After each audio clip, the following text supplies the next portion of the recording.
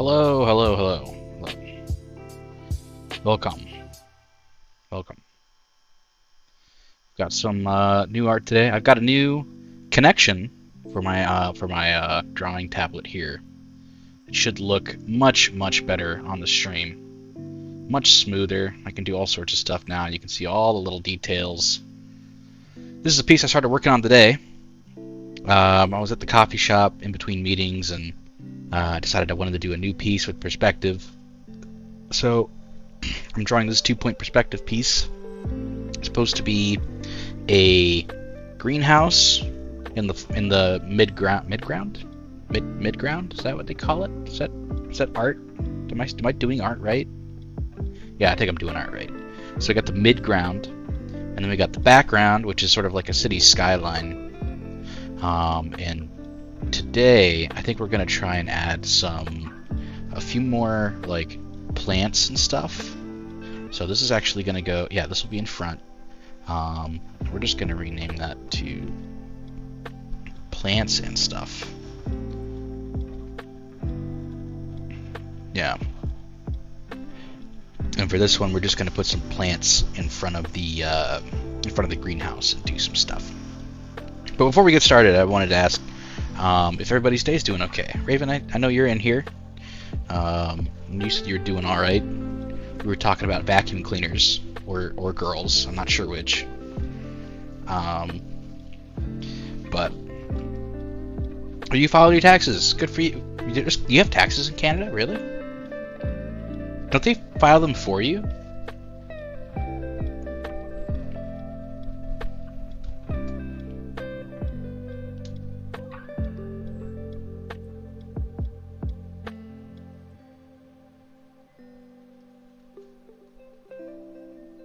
Oh, that reminds me. I found a picture you might like.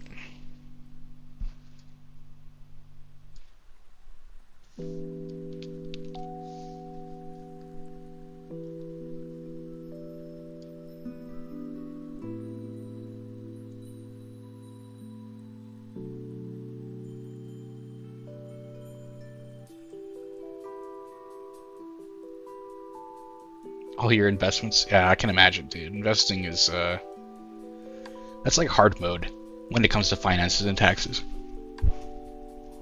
All kinds of like additional income you've got to submit. Check out this meme I found today.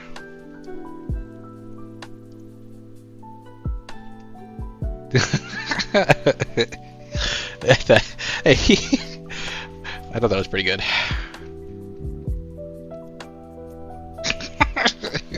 Right? Right? I love the sweater, man. The sweater and the fur, that really does it for me. Let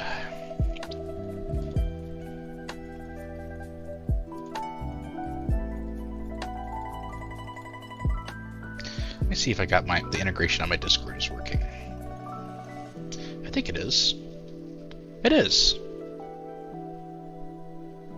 Oh, but no, it's broken though. Oh, shit. Let's take a peek at that. Go to my Twitch integration.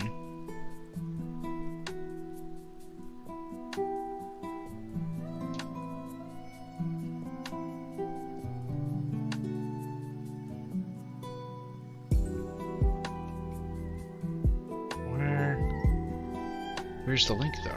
Oh, it shows the picture. It doesn't show the link to my page.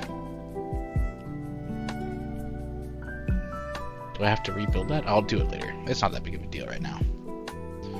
You're basically naked. I guess for Canadian weather, yeah, I guess so. I mean, I don't know how y'all dress up there. For all I know, y'all dress like Napoleon. I just don't know. Dress warm. Well, I dress cool with shorts. Oh yeah. I mean, you could be warm with shorts. Like, you just have to have a nice sweater. I've been warm with shorts in like 20-degree weather before. It's not that bad. Your legs are surprisingly very resilient to the cold.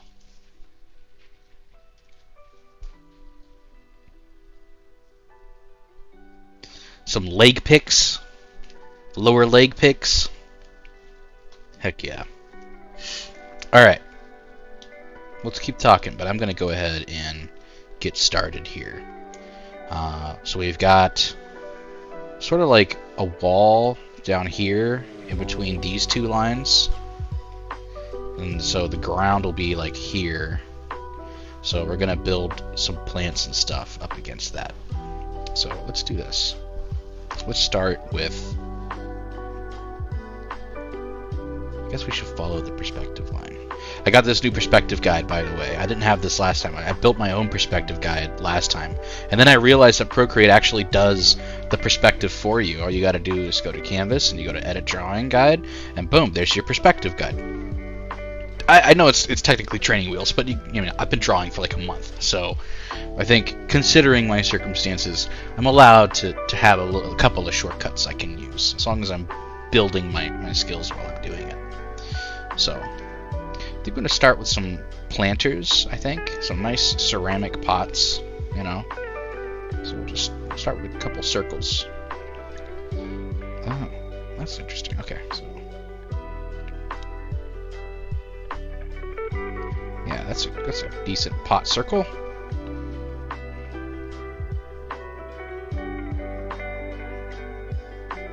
No, it's not. I take that back. It's not a good pot circle.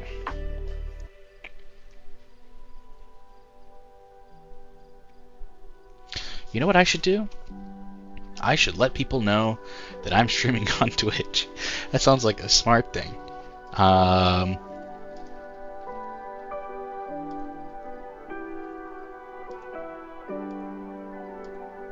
Channel. Let's grab that. Let's go over.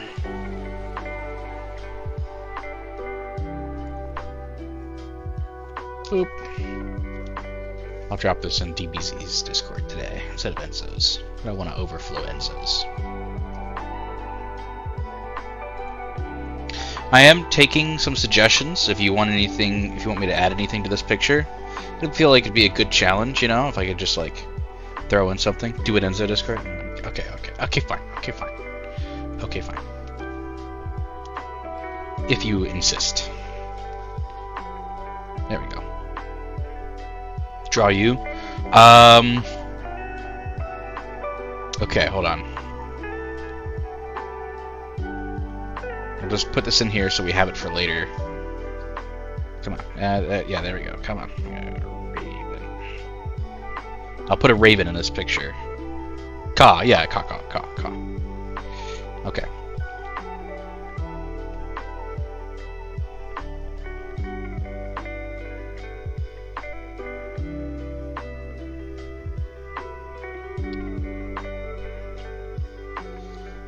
Alright, and then we'll draw a bigger top right here, like this.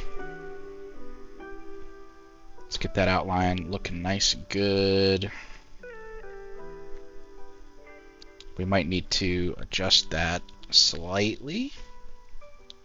It's just, oh, okay, well. Like that. Does that look right? Yeah. Actually, I might need to rotate that whole thing. Oh, here's where I'm getting like twisted up when it comes to perspective things. It's like,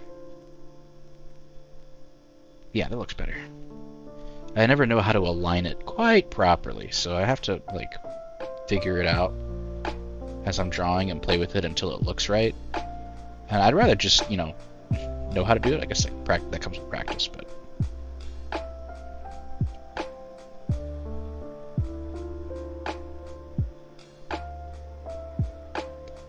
Just gonna create a happy little pot, you know, just something to use. We'll actually create another circle around this one.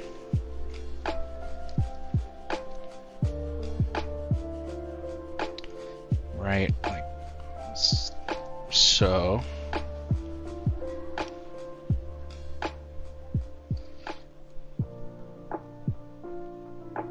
And this circle will be the base. Oh wow, I can't Can't draw that so well. It's a lot harder than I thought it was going to be. Okay, that's fine.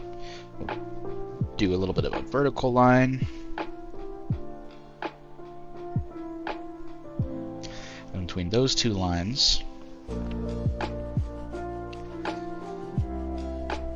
we'll draw another circle, and this will be the opening of the pot. Yeah, there we go. That's looking okay-ish. It's not perfect, but I think with a few more passes we can get something a little bit more defined.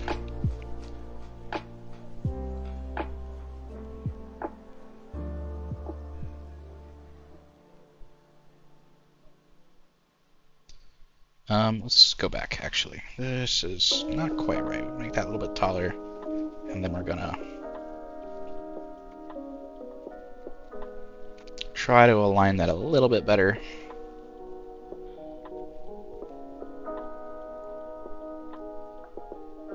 There we go. Yeah, that's a good pot. Okay, let's add a little bit of definition to that so that we know what we're drawing with. We'll come back over later with line art rather than traces, so that we can make this look better when we go for the coloring.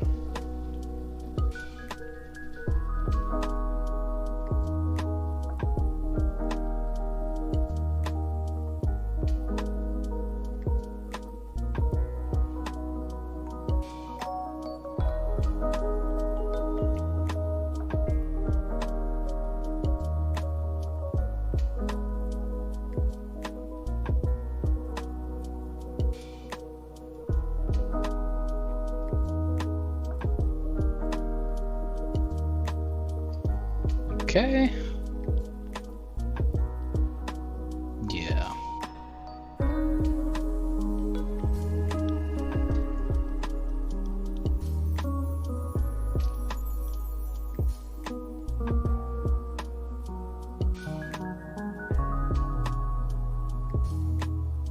What's one thing you guys would have always wanted to draw? Or maybe you do draw it. If you draw on a regular basis. I don't really know. What's one thing that you've always really wanted to draw, but maybe never have gotten around to?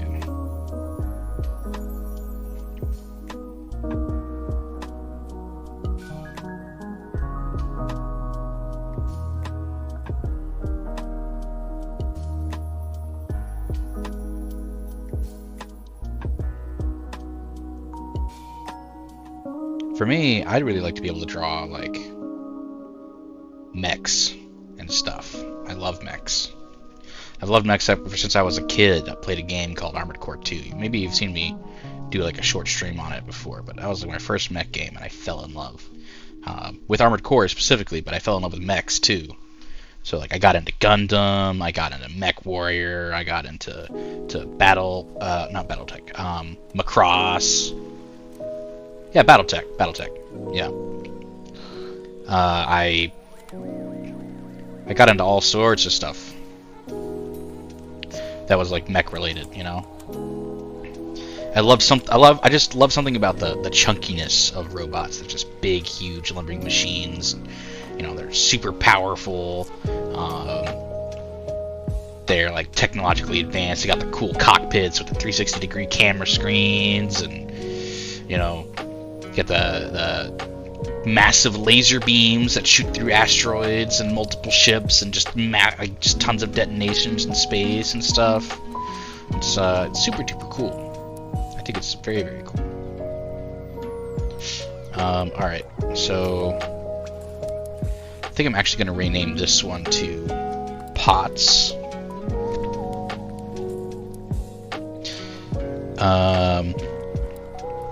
And then I'm going to add a layer plants. And then I think we're going to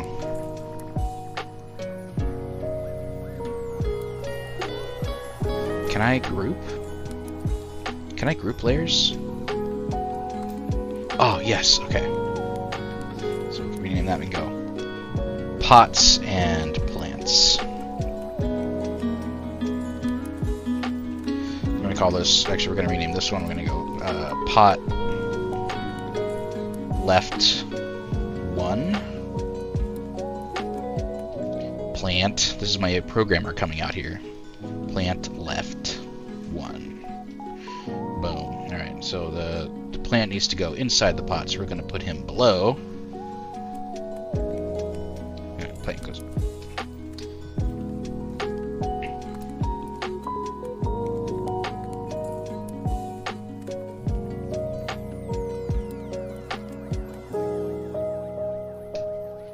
Oh, well, so I guess, hold on, let me move this around. Ooh! Okay.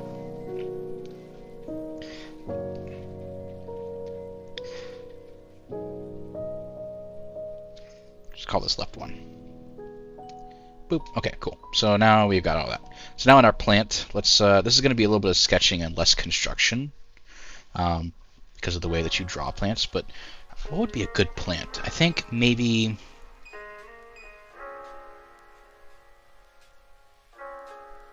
a sunflower might not be a good idea quite yet, although maybe it'd be cool to have one in this piece. I kind of want to do something like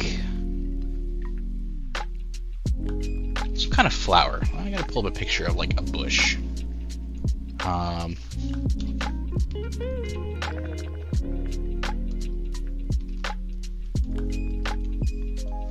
Pull up a picture of that. We're gonna do...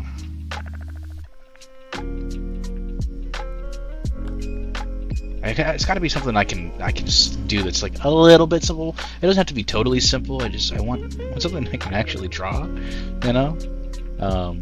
Oh yeah, this will be good. Here, let's grab this. I'll show this off, and we'll put it off to the side, and you guys can see what I'm gonna try and add here.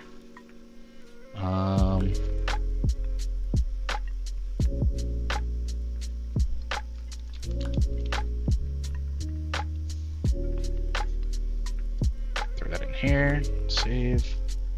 OBS. Go add a source image. Flower bush.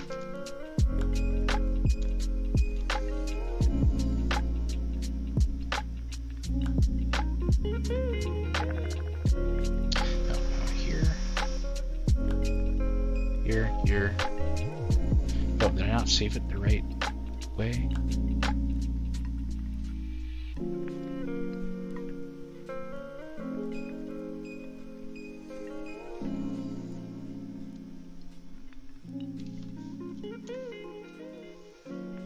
Yeah. Okay. Boom. So we're gonna try and add that, right? Let me just do a little thing here. Properties. Can I? Filters. Add a filter.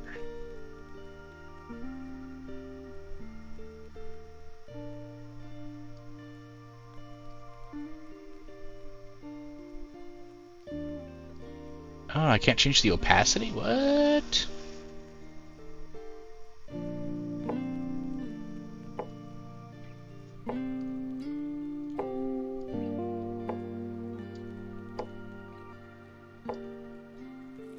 Okay, well, I'll just put it underneath the chat overlay, like this. And I go boop, put it behind the sidebar too. Yeah, that looks alright. Cool. So that's what we're adding. That's what we're going to try and add for this plant. So maybe some construction will be good. But I think I'm going to start with a stalk. So we're just going to start with a line, come up like that far. So let's have it be a little bit sticky.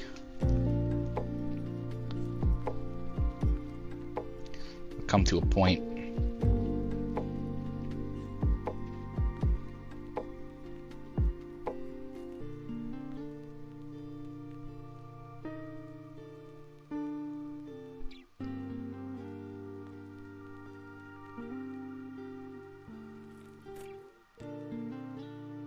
you know, okay. And then what we could do, we can, let's actually rotate that a little bit. And being tilted is cool, but I kind of want it to be a bit more straight on. Yeah, like that. Okay. It's not perfectly centered, but that's fine. It's a plant. So now let's just create a few branches coming off it. So we'll just do like some lines, perspective.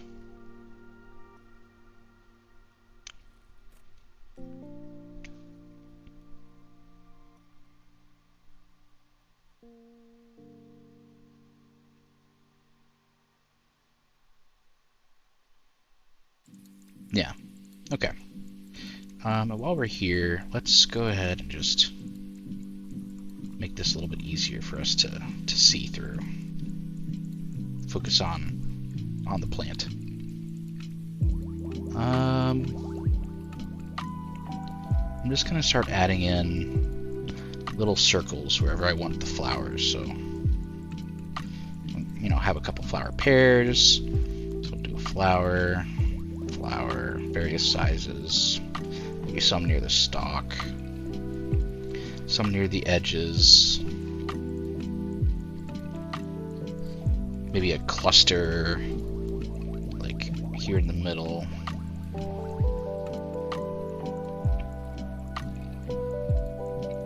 I don't know. Oh, that one's still a bit too swirly. Circle like there, and then maybe like here and over here.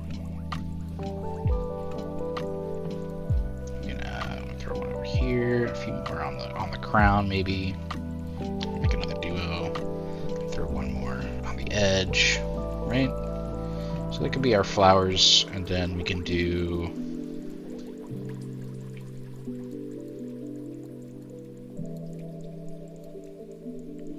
general leafy shapes. This is more of like a viney plant, so it needs to be kind of hanging. Maybe the branches weren't such a good idea after all.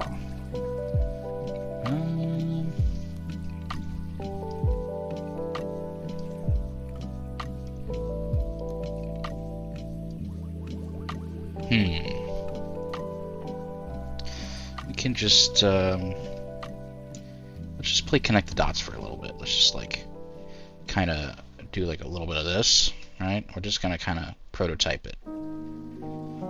Come out a bit, maybe come out to like there. We're just gonna create like a planty texture with our strokes. We want it to come in some too, because this thing kind of like bows at the top, which makes sense because it wants to, it wants to get the light that's at the top. So actually, let's reduce this a bit on the edges, the outside edges, make it smaller on the inside. It's a reverse TARDIS. It's smaller on the inside.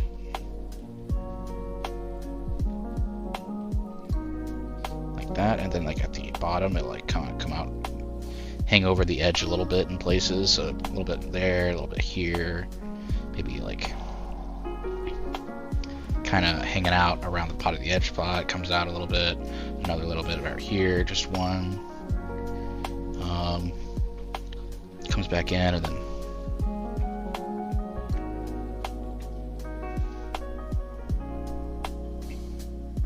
kind of like that.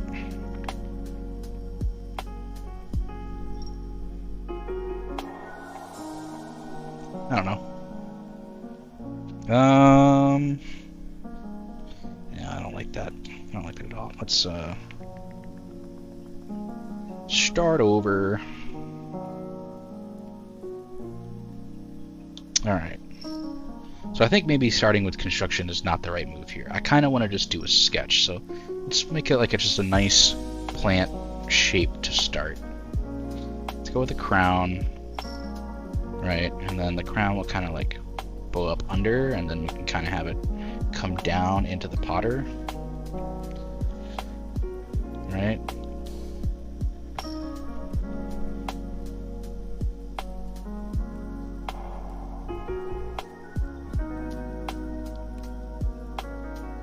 that a little bit.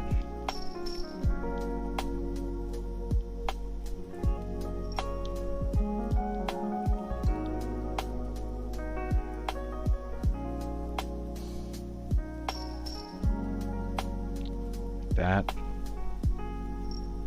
I don't like how those edges turned out.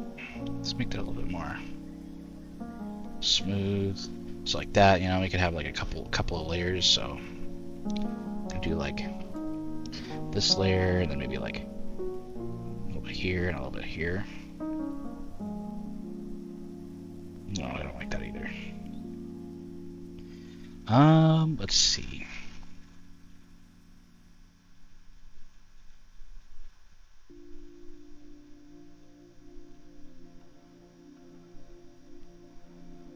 Oops, wrong brush. Let's pull that back a little bit.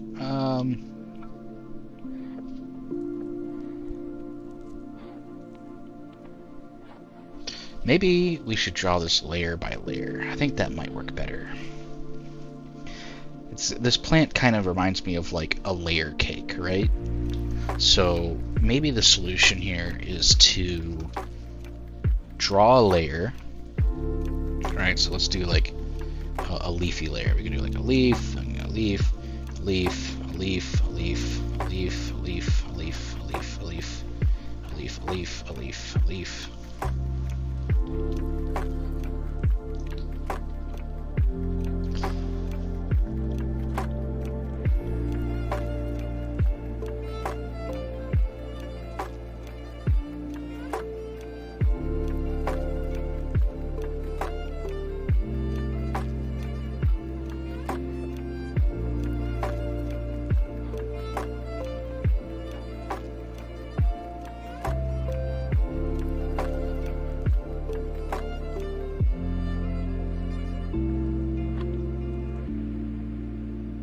Alright, so we got like the one layer, right?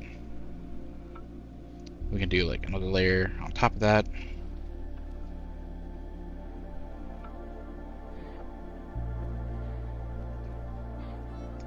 Coffee flavored poutine because your delivery driver delivered your meal upside down. Oh no! Did you at least like complain and get a partial refund? I feel like that's the kind of thing that you would mention. Like, yeah, they spilled my coffee into all of my other food. This is an easier angle to draw at.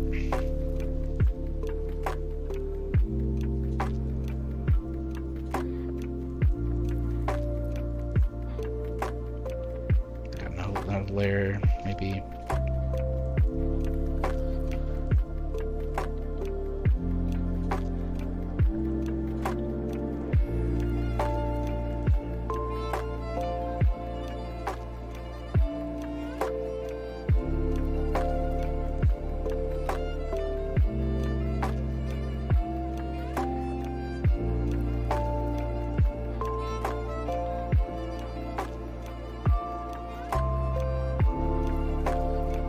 They give you help in French now. Oh,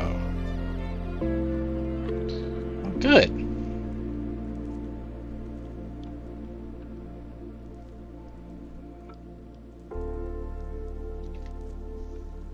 I feel like this is a rather roundabout method for drawing a plant. This is the flavor of the day today, folks. We're trying to figure out how to draw a plant. What is the correct way to draw a plant?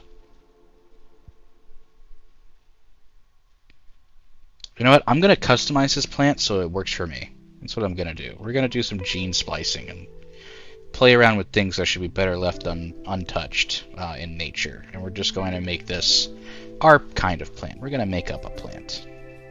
It'll be based loosely on the image that we have, but it's not going to quite be that plant. I'm gonna make it nice and tall. Tall plant seems cool.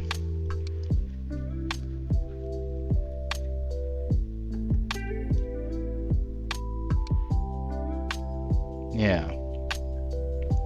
And then we're gonna have a couple of leaves coming off of it. You know, so we're just gonna boop, boop, boop. Here's a leaf. And it's gonna come around, and we're gonna have one of those cute curly plant leaf tips, you know, everybody loves so much.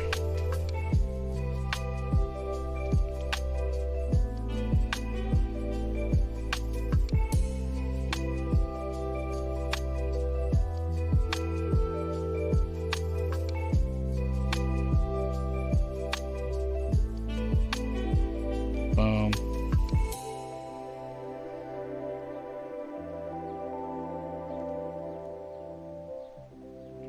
Round that out, that edge out right over there a little bit more. Bringing it in. How does coffee flavored poutine taste, by the way? Is it good?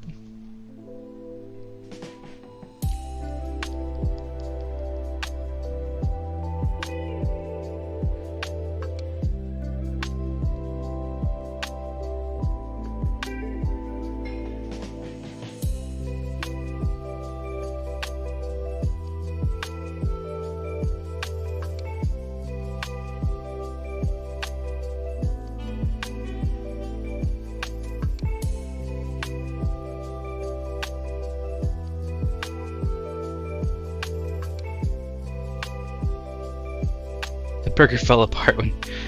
Oh no! Oh no! Oh my goodness! You gotta return that, right?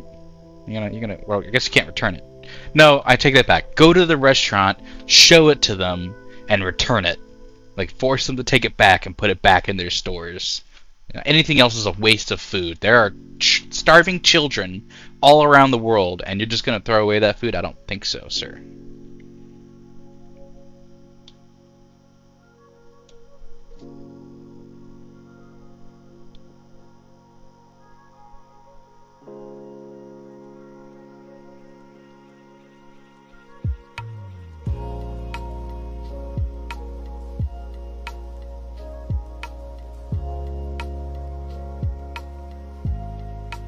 Okay, so now we can do maybe another, well, another leaf like from this angle. I'll come down, right? This leaf's gonna kind of, how would that look? That would actually, we would actually have it go down over.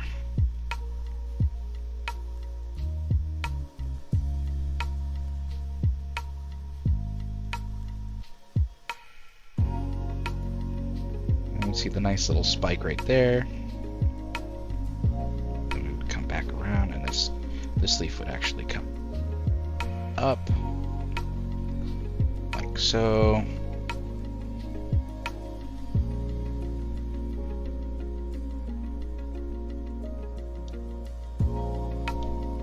And that'll do.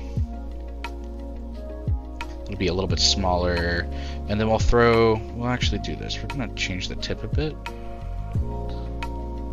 Rather than it be quite so meaty, we're gonna actually taper it a significant amount more.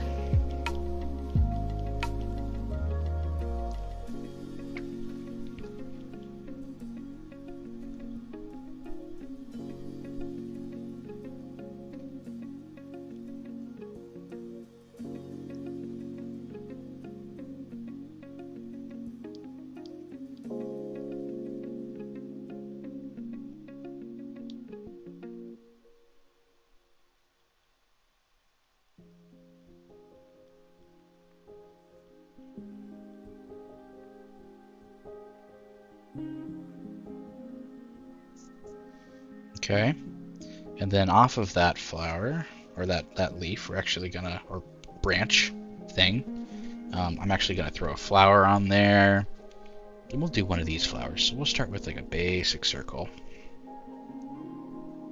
right? And then we'll add some extra detail. So we'll throw this guy.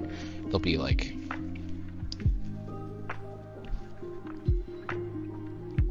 right, and then we'll have the other part of the petal come in, right? Actually, it needs to kind of come in some, so we're actually going to have it like bend a bit. We're getting into pixely territory, guys. Maybe I should draw a bigger flower. Maybe that's what I should do. Nice big flower, something pretty to look at from a distance, right?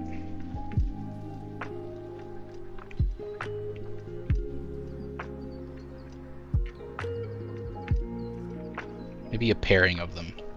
So we can do like one nice big pretty flower here, and then another nice big pretty flower over here right behind it. Right? Let's get our circles in there, a little bit of construction going on.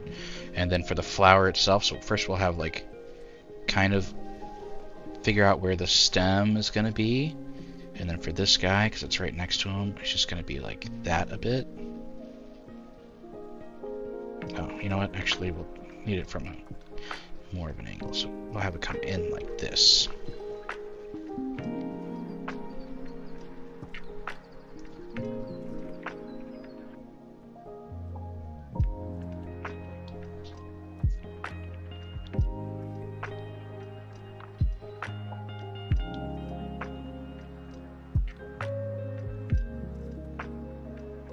Okay. Now, I kind of want to have like a center bulb. So we're going to have our little bulb right here. And he's just going to be a cute little bulb. And we'll have the stamen.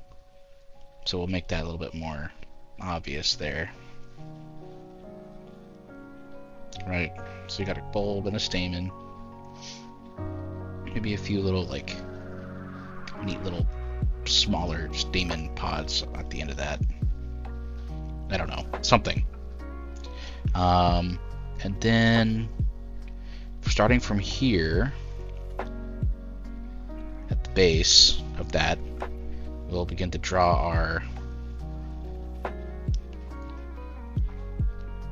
sort of, I'll draw the first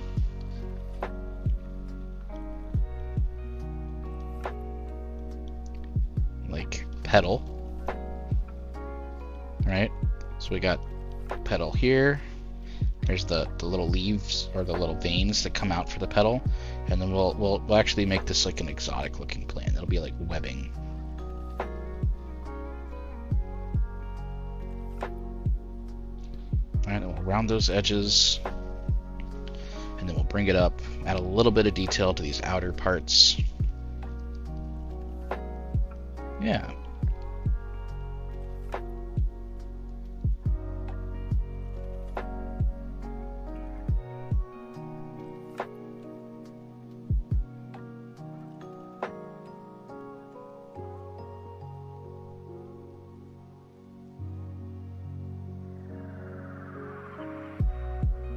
Okay. Then we'll do it again on this part. So we'll have another one kind of drooping. Right, because now we're kind of coming up to a more vertical perspective. Credit you only for the coffee, but the burger and the poutine was ruined. Man, you can't ruin a man's poutine. I'm telling you, dude. Oh, you got it sorted out? Okay. But man, can you imagine? If somebody ruined my poutine with how few places serve it here where I'm at, man, I'd be fucking pissed. I'll have it droop a bit more at the end there. I'll come up, then have it droop a bit more at the end. Yeah.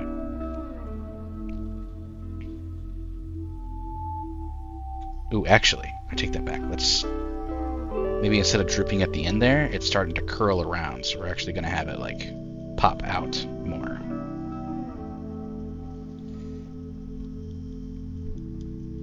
Like that. And then we'll have this one be a bit more droopy.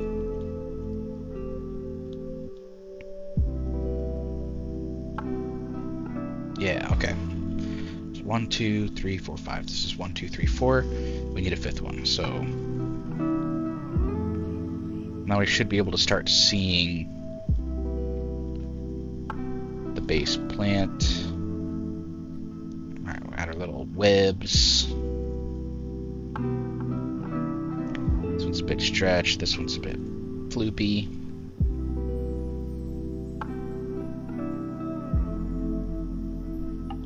Add some definition there to delineate between the two.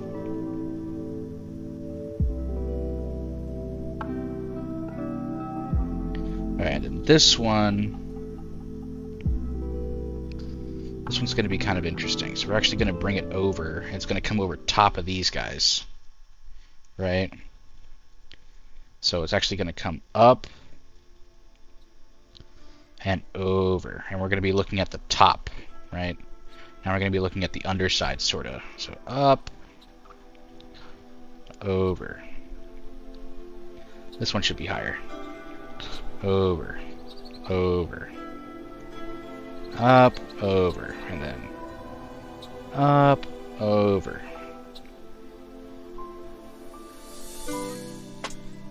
One, two, three, four. Make these actually. Let's make that all go a little bit higher and group them together a bit more, because it's. I want to have like 5 main petals. That one was. We're kind of going for 4 with that one.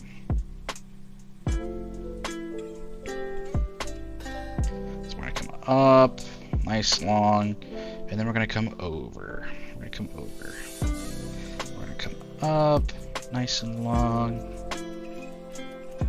And then we're going to come over. And then we're going to come up. And then we're going to come down and over. And up. And over. And up. And over. Just like that. Alright, and then we'll draw the webs. Right, web.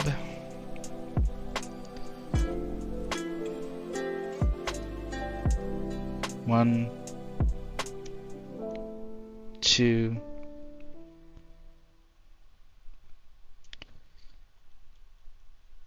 three, 4.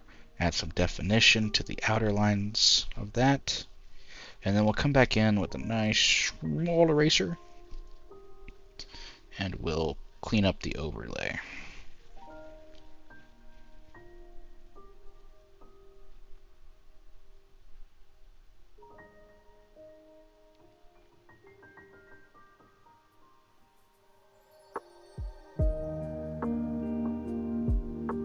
Oh, and I guess we probably need to, yeah, we'll have to reconnect these as well. Okay.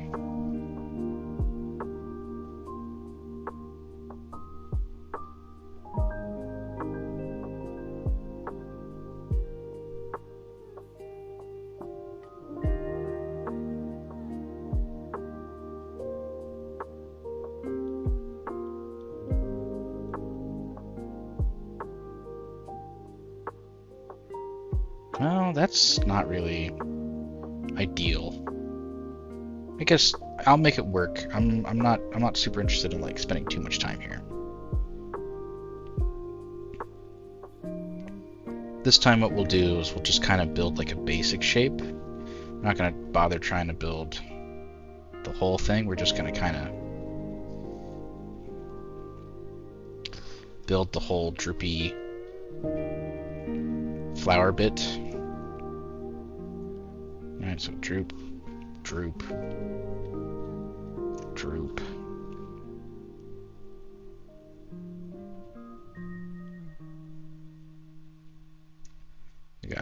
We got that.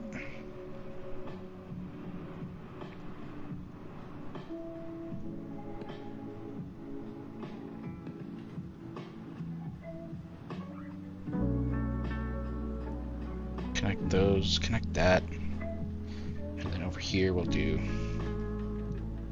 kind of like it's bumping up against it. I can't quite get around, and just have it like that. We'll have another one kind of come like this. Another one kind of come a similar angle, a little more down.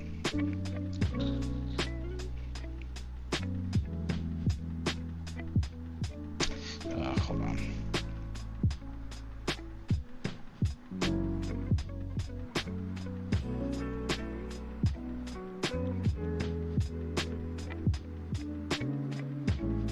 The last one will just kind of come like that, yeah. So we'll group that to that, to that, to that, and we'll define it some.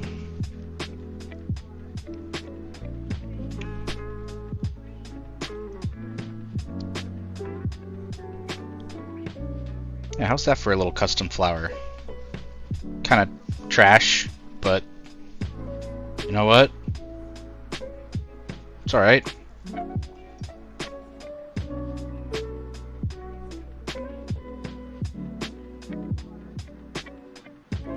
And then what we can do is we can actually extend the branch to kind of continue on, so we can make it a little more obvious that it's hanging off of the side.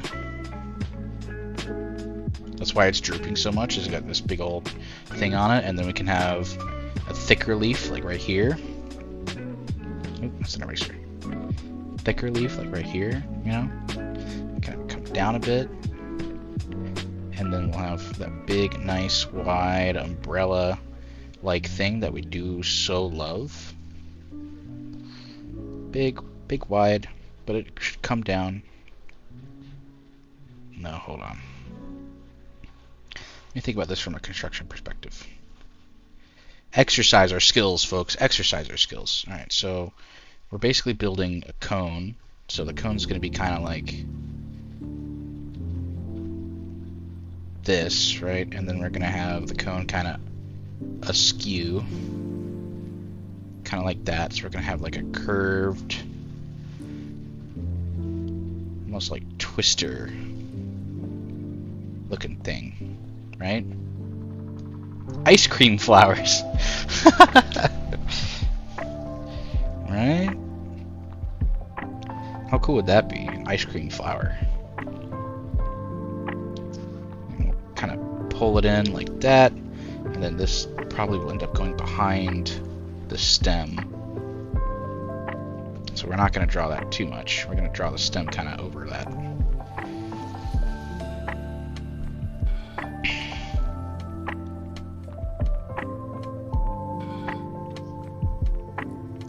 Draw a cute little curl. And then we're going to draw the rest of the leaf. It'll come down and off. And then it's going to come back and around.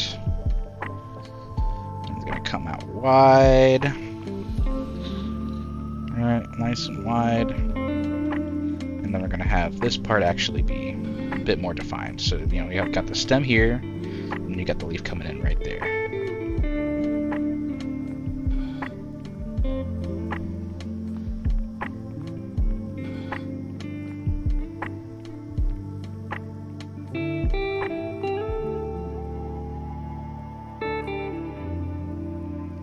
Then the sort of center line for the leaf can kind of come down, and we'll have it just not quite coming up the center of that. Then we can kind of have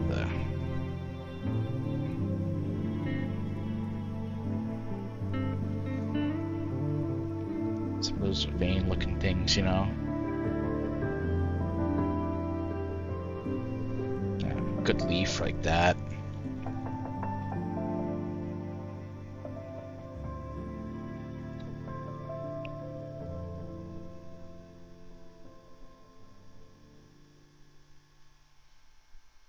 Okay, so there's a leaf in perspective, I guess.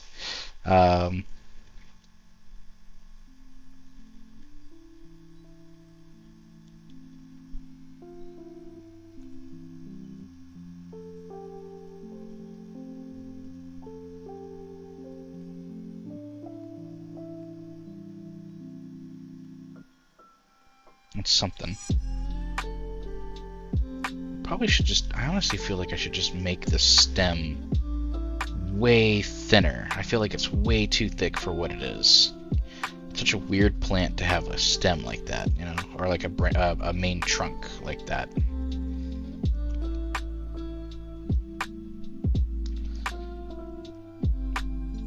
Kind of want to do something like this to indicate where it's connected, you know. Then you got the rest. Then we can do like this coming up.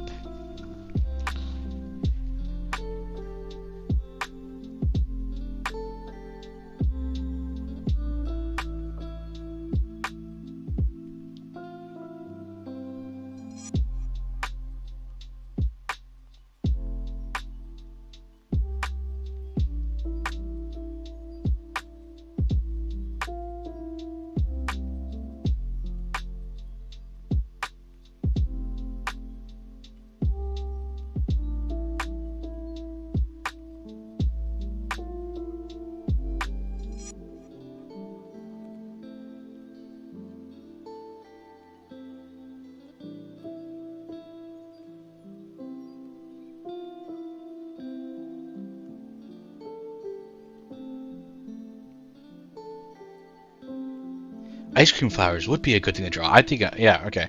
Maybe I'll write that down. I know, that's coming to me. That's coming to me late. I know that it's coming to me very late. But, like, the thought occurred to me that it might be a really cool creative idea to draw. Like, later on. It's a different piece, but we're here, so. I actually need to get rid of this.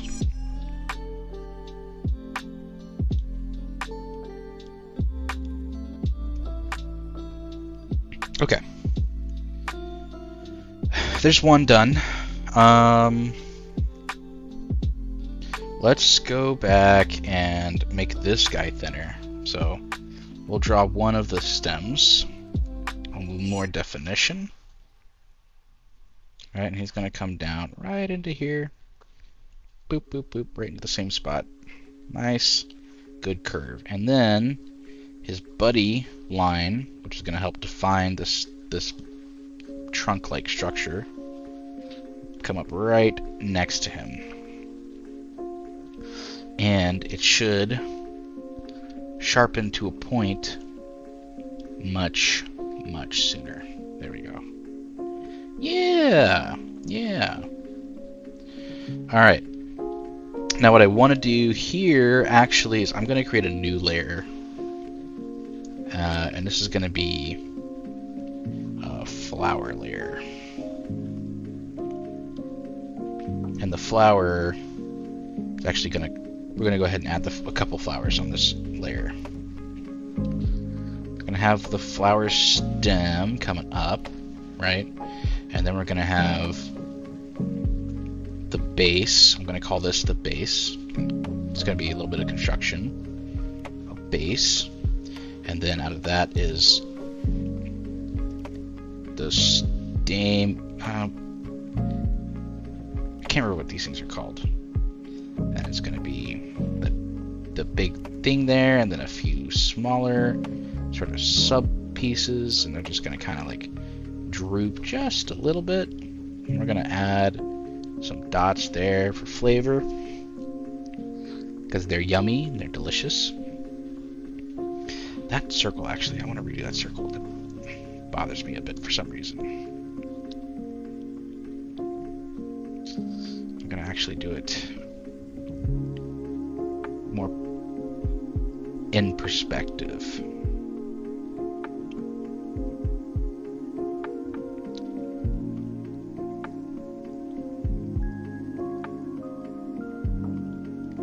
Right. Okay. And then from there, we can draw some basic lines for each of the main roots. The roots for the, one second.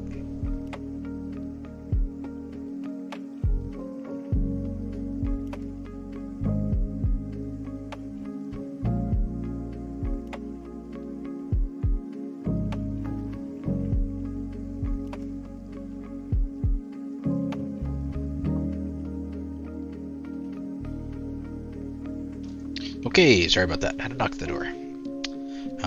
The main veins, the spines for the flower leaves, the petals, you know?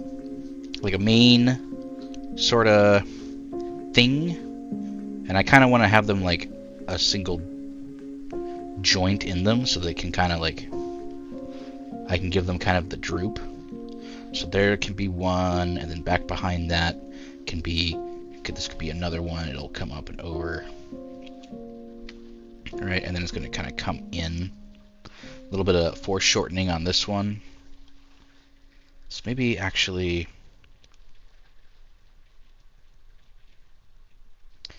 do a little bit more foreshortening on this one even.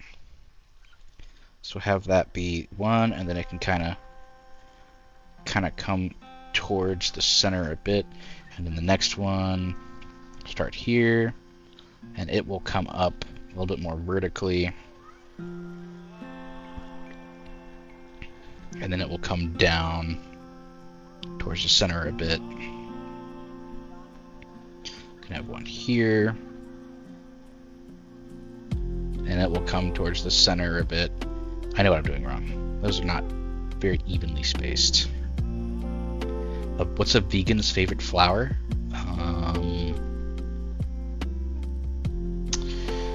Wait, I got this. Hold on, I got it. They're they're vegan, okay.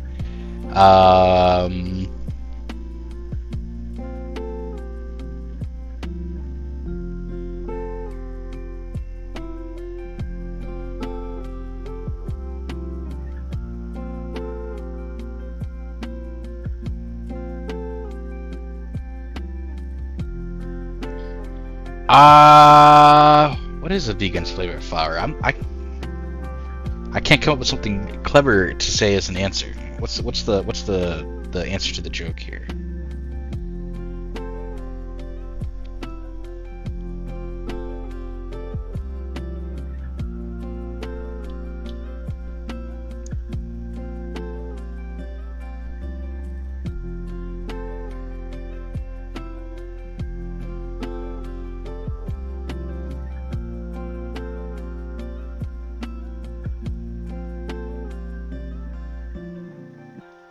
Okay, let me think about this differently, all right?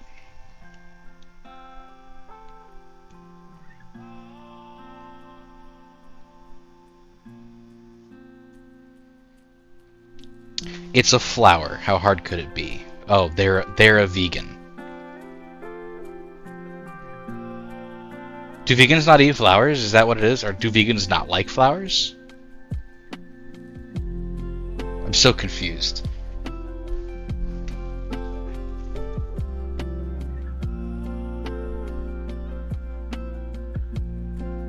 Is the joke that they're a vegan? Is that the joke? There's like, forget the fact that they're a flower. They have favorite flowers.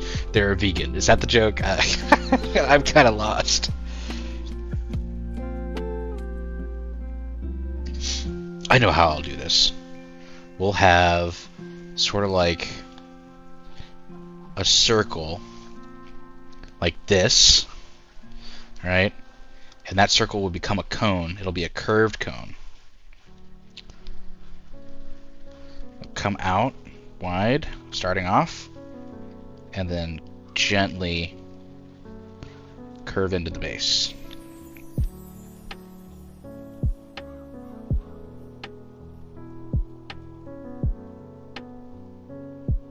You're gonna explain the joke? I think you might have to, man. I'm sorry. I'm not smart. I'm not smart.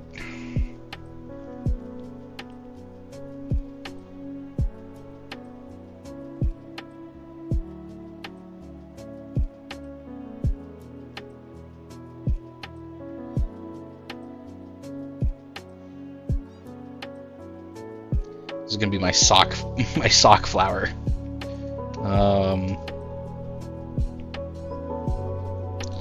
So we can have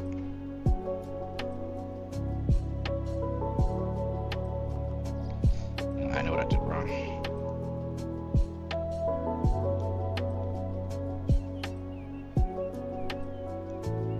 No, actually, that was fine.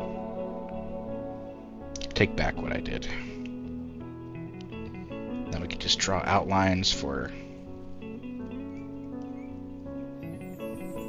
the limbs of these.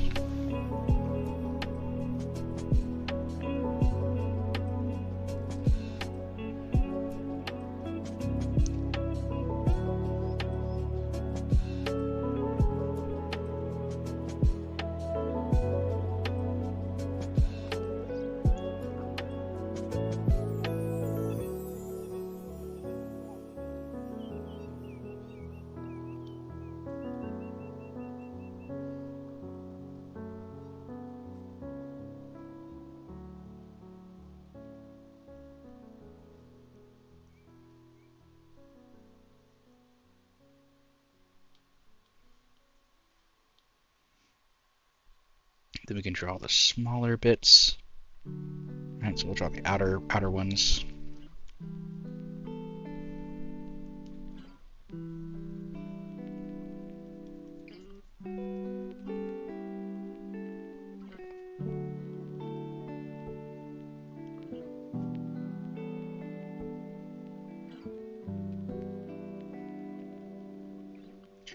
So I could do this.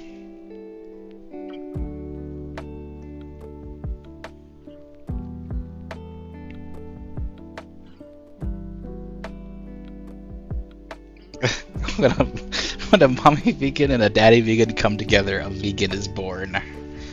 Truly a miracle of life.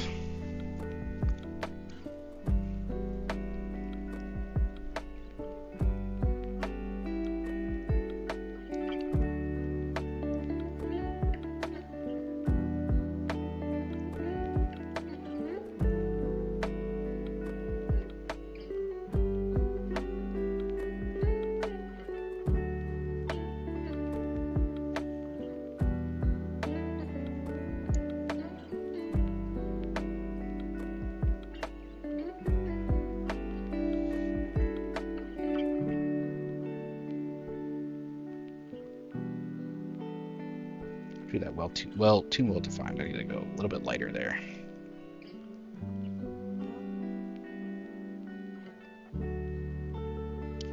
little bit more droop on this one. So we'll actually have a harder defined line here, and we'll have a hard defined line here. The spicy gel is vegan.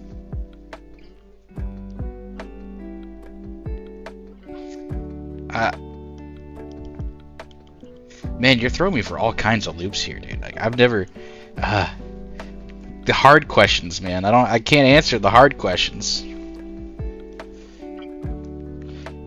Let's have this vein kind of come in a little bit, and this vein can kind of follow suit, and this vein will have a little bit more arc to it.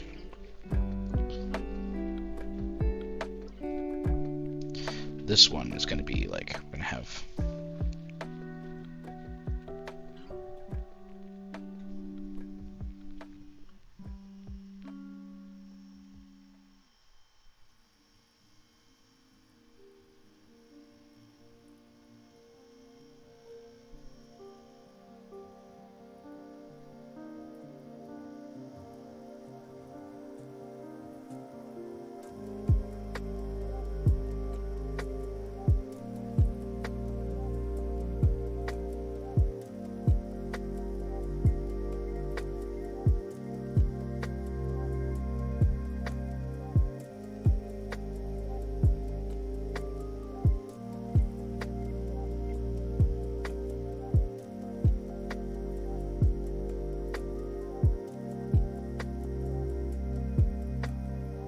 all right.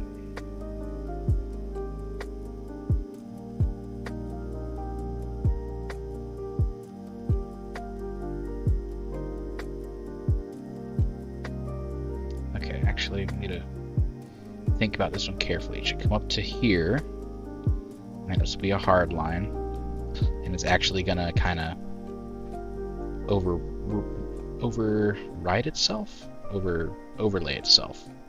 Gonna have that, and then we're gonna have that, and then gonna have that one. We're gonna have one more right there, and then one more right there. Okay.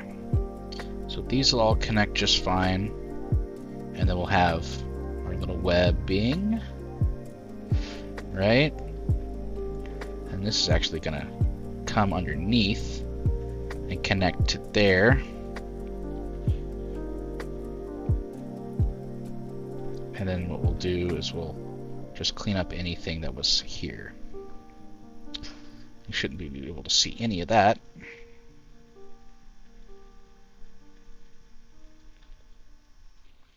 Alright, and then we should do the same here. Clean that up, make that smaller. That's the vegan answer.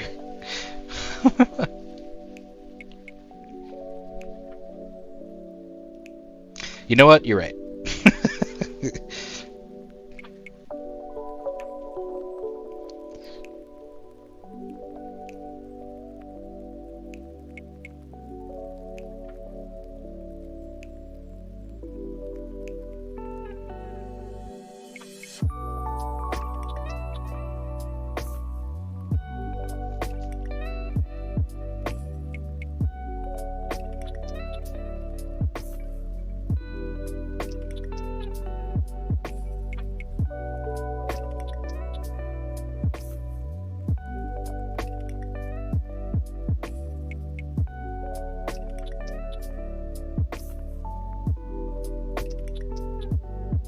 At some point I ate the 5th. Oh gosh, this flower is all sorts of fucked up, man.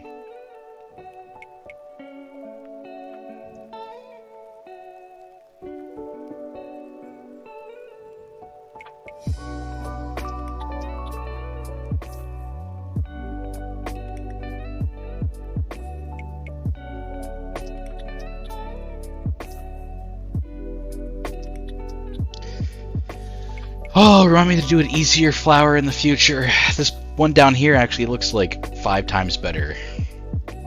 I tried way too hard with this. I should have made it more open. Well, this is how we learn, right? Oh, excuse me for the yawns. This is how we learn.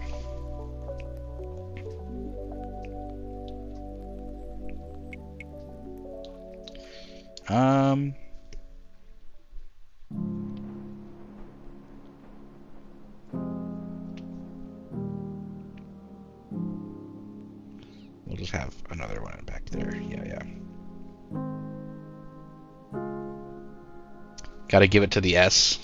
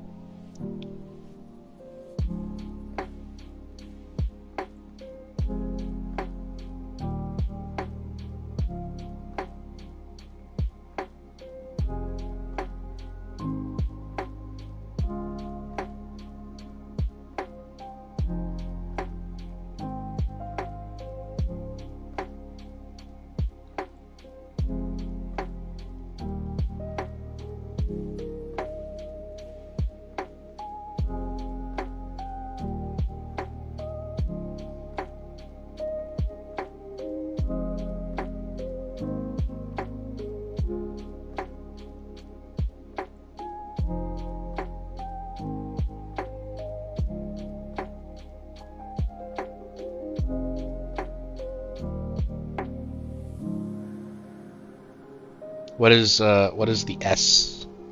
Gotta give it to the S. To the S.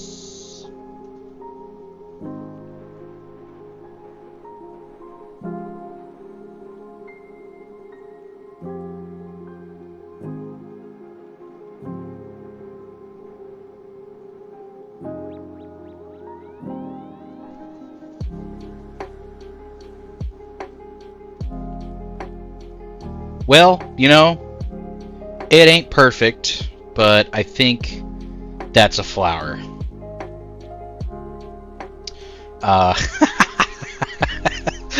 What's wrong with the bottom leaf, man? Why is it hanging like that?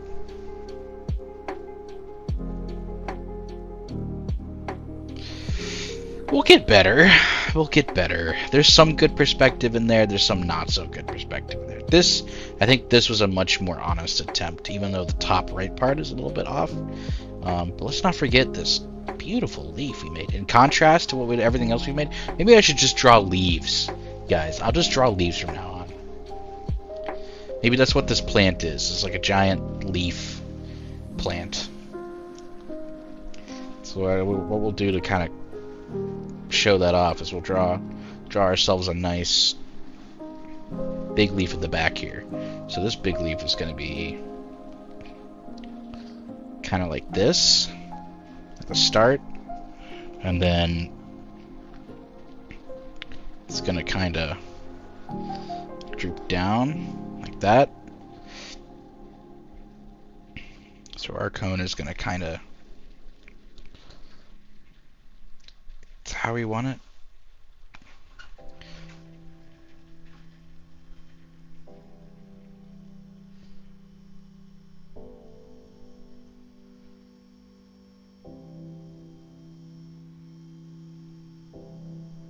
This is an interesting and new way of drawing things for me that I've not done before.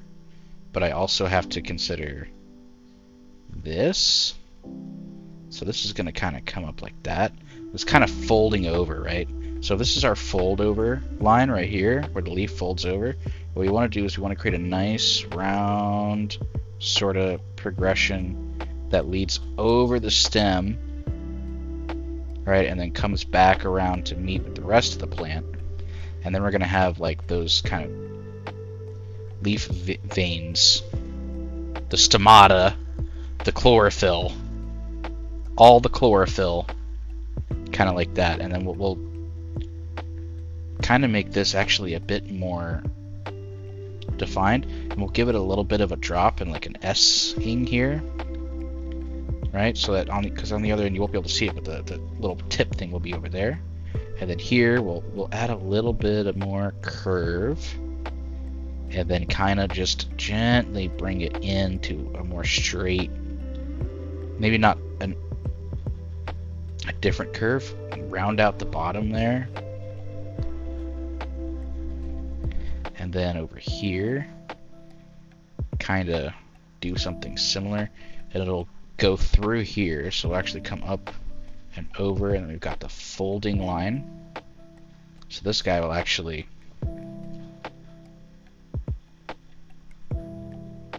kind of be like this. We'll have like a steeper line here, and we'll kind of come like this.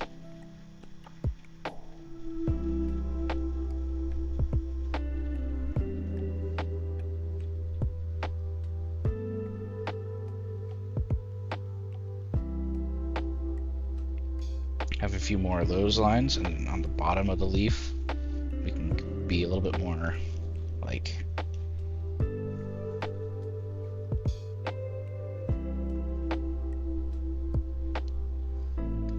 whatever with it. And there's a leaf going back towards the well, now that I look at it, I kind of want to bring this back in a little. It's a little too far out there, you know what I mean? We'll just tighten that up a bit. Yeah, there we go. And then we'll make the stem of the leaf a bit better defined, so it comes down, connects to the main trunk of the plant. Make sure we get that curve up there on the top. I want to see that nice gently sloping curve right there. Okay. There's a leaf. We did it, guys. We did it. We have a leaf.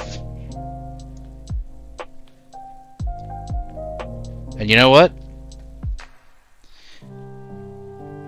That's good enough.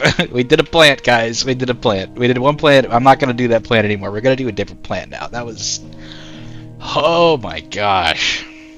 That was so much plant. I was actually trying to see if we could get to coloring today. Maybe I'm doing too much detail. Maybe I should try to draw from a higher level. Like a broader picture sort of idea. Let me come over here. We're gonna minimize this pot, and I'm gonna go to the greenhouse there. We're gonna add some greenhouse back to this. Can I?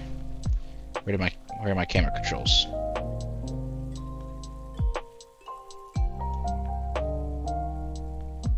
Can I have my camera controls back, please? What did I do?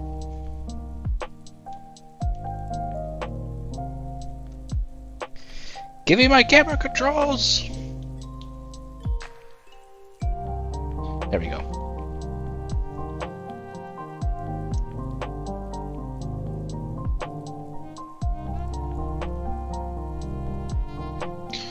Okay, so this time we're gonna do like...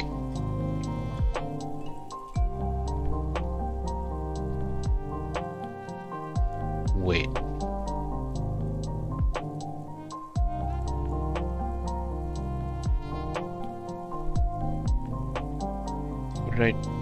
What the heck's going on? Alright, we're gonna just...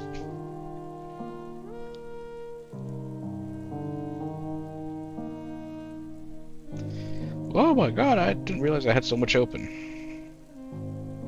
Okay. Try that again.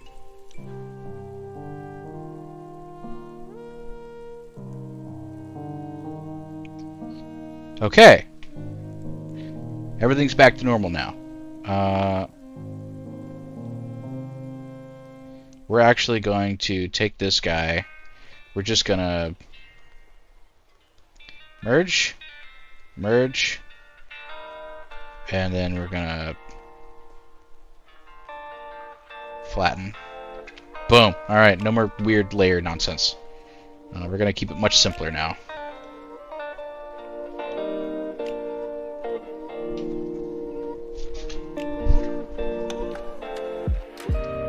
Careful with those tabs. Yeah, that's fine. There's nothing really on here that's like super revealing or nothing.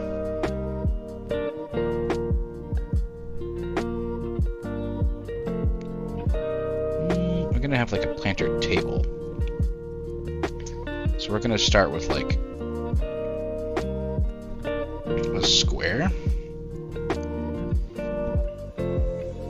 Should come up, you know, partway up the window.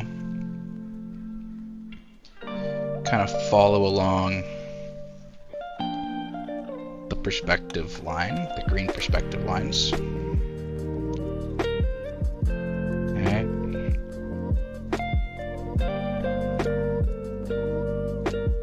A little bit more. So I'm actually going to go to the background and we're going to turn this way down so it's not as distracting. We're going to do a little vertical line right back to the floor.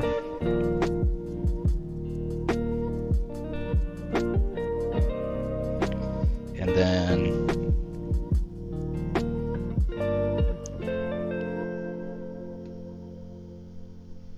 I think what this planter box is going to have is like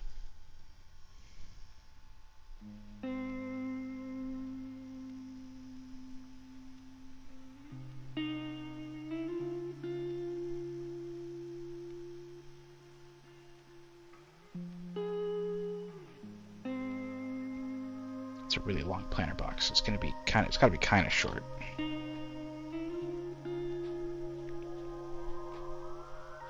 That should be good.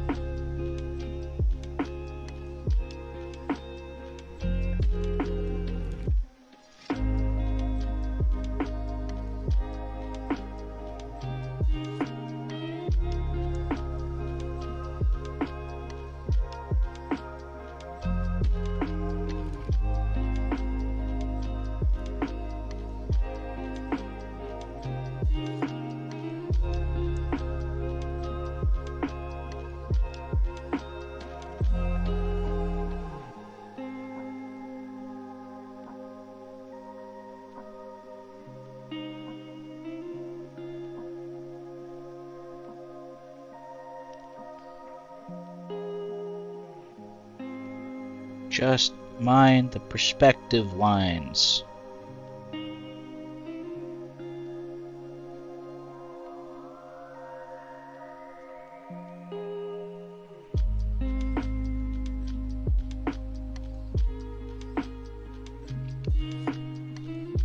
Nuclear code saved? Yeah, you can have those, it's fine.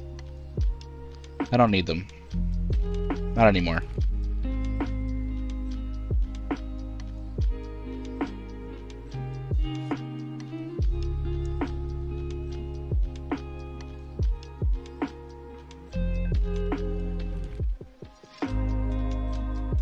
Did I even get the right perspective for that? I hope I did.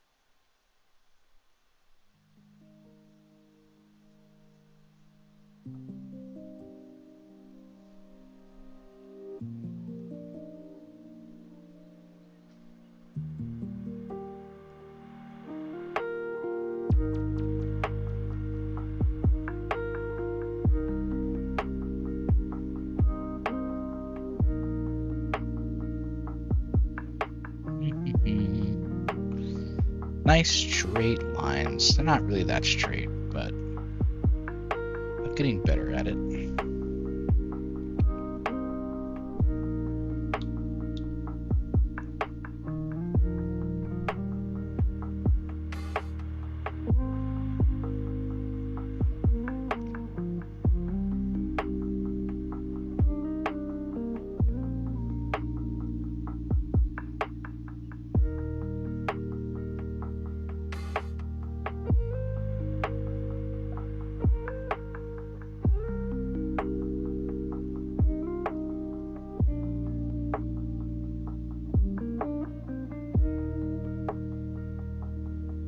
Oh no, there's something we could do. It could be like a planter box on legs, right? So we could have it like a little bit of a leg like this.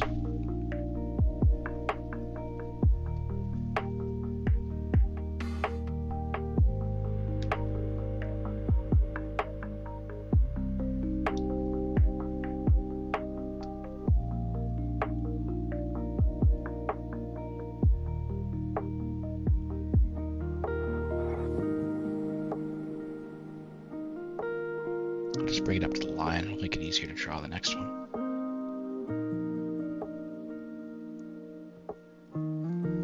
Boop, boop, boop.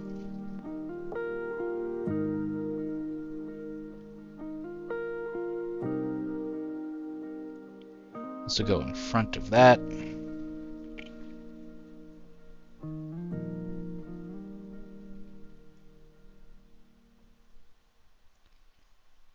No, I already screwed up over there. Okay. No, what's this?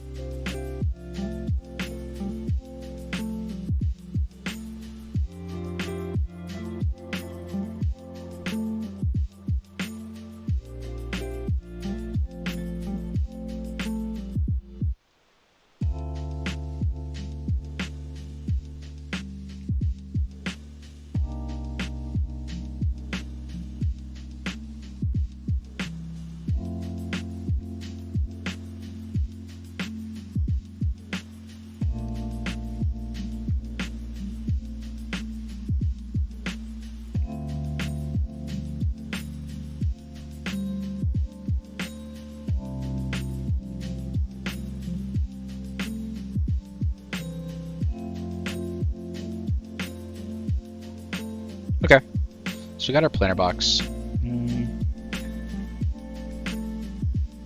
It's not perfect.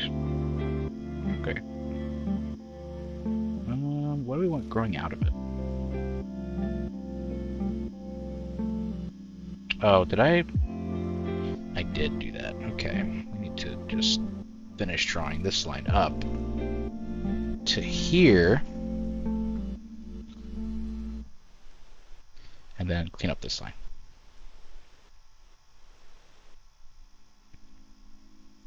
And also this line. Let's just go right through it.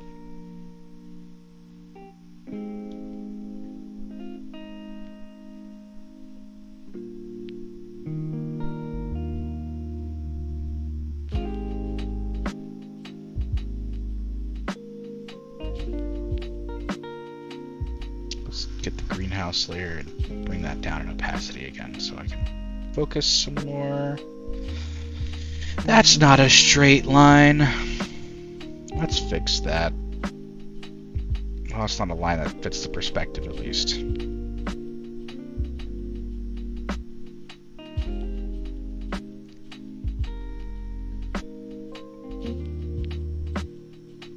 Okay, that's better. Now, what goes in the planter box?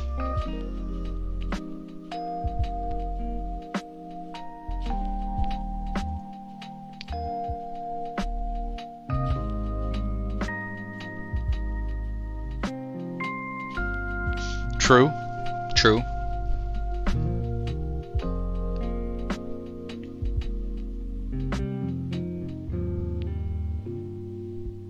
You know, I always gotta like maintain that different perspective. All lanes on paper are straight in the Z direction. Wouldn't they be... Uh-oh. It's bedtime. Actually, it's time for me to take my medication. I gotta take the pills, man. On the pills.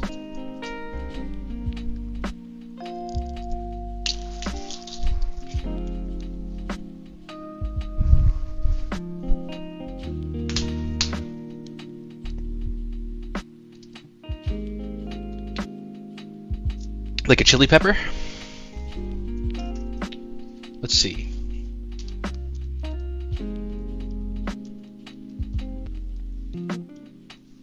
What does a chili pepper plant look like?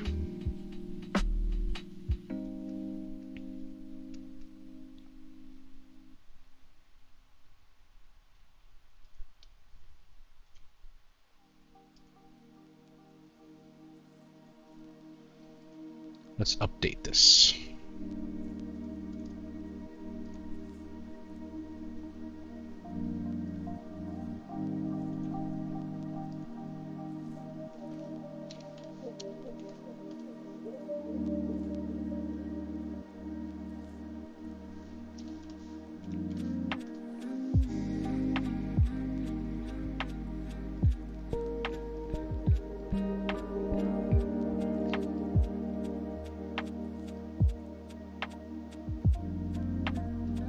How does that look?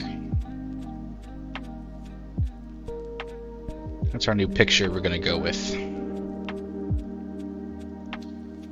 So we can have, this will be easier, actually this will be a lot easier. So we'll have like basically a lot of this number as like the main,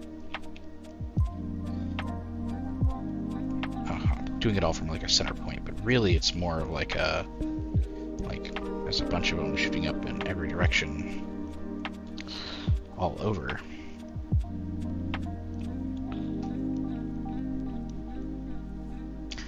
And then off of those are going to be tiny little leaves, so we're just going to sketch in some leaves.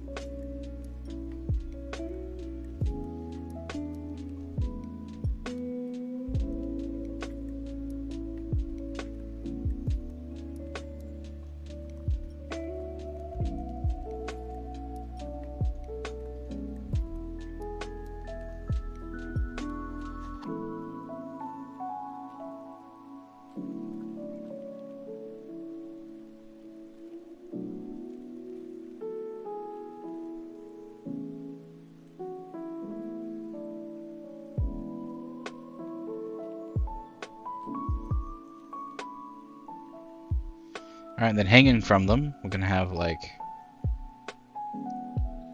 some actual bulbous objects.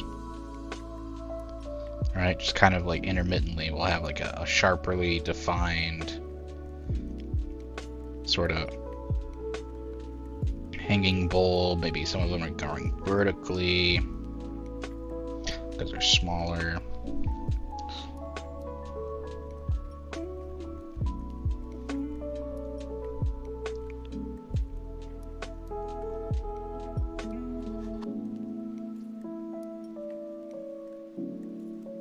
A lot of them go vertically, actually. Not many of them hang, so I think that's how we're going to do it. We're going to just have vertical bulbs.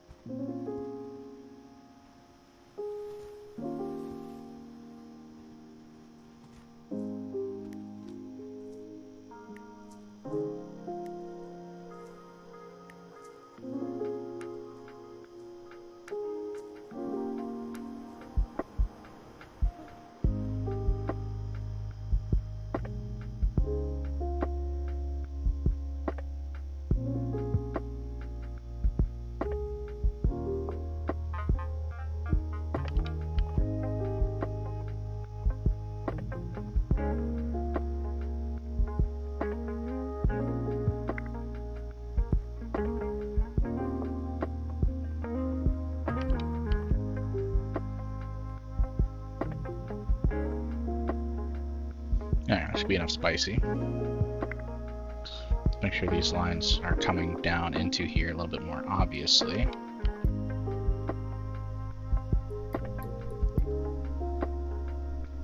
Add a few more leaves down here.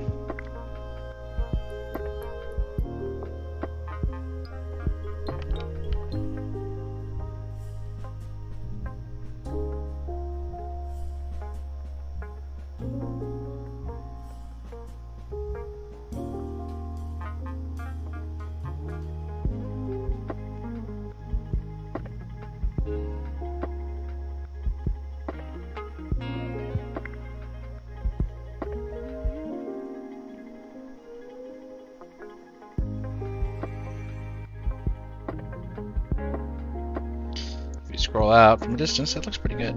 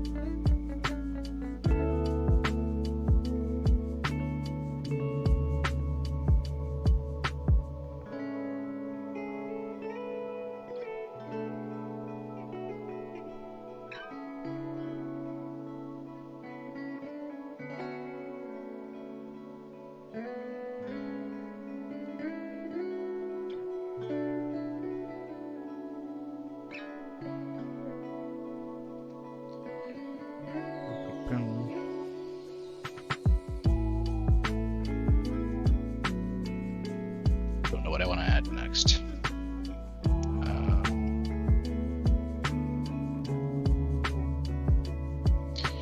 Maybe like a fruit bush.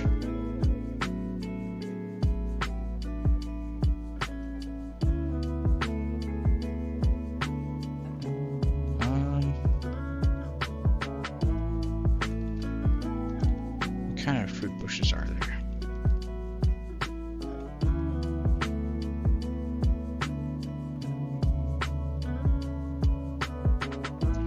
There are fruit bushes, there are fruit trees. Maybe there's berry bushes. What's a cool berry bush? Do like a little, maybe like a blueberry. Got the chili peppers. Could do blueberries. We're doing all sorts of weird stuff. We're doing disgusting looking plants with weird leaves. We got chili peppers. Let's do like a bush.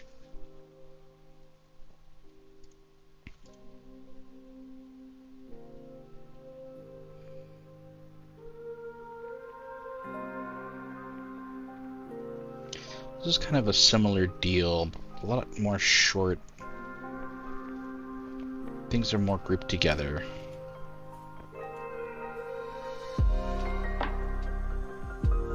Alright, it's a bush, so it's gonna have more stuff like this.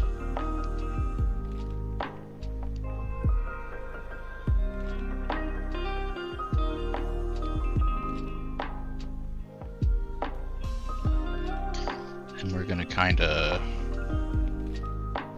just add a few leaves on there. A little more round leaves this time.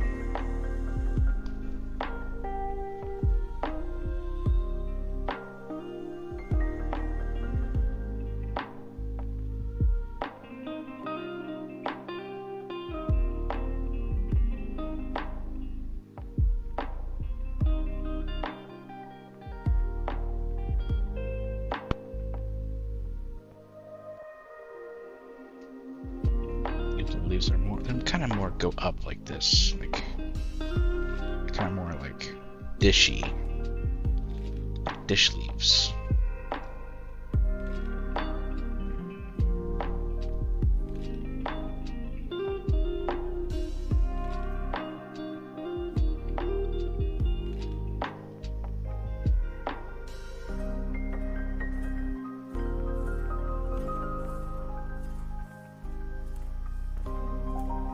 And then somewhere in these bush things, let's add a little more definition to the bush branches, right? We can add our blueberry clusters, so we can have like one blueberry cluster here. Go boop, blueberry, blueberry, blueberry, blueberry, blueberry, blueberry, blueberry. Right, and we can have one over here. Boop, blueberry, blueberry, blueberry, blueberry, blueberry. And then over here, blueberry, blueberry, blueberry. One sticking out right here, yeah. Blueberry.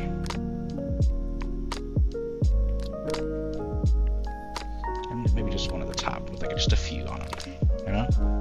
There. Got a little blueberry bush. Now what we can do is we can use the power of digital art to copy and paste. Oh, I didn't want to do that. Let's go back. I just wanted to copy this part. Copy, paste. Yeah, we can put another one like here, and then we can do another paste. We can put one back there. We can make this one a little bit bigger, maybe. We'll do one more. We'll actually flip this one around. No, I guess we can't do that.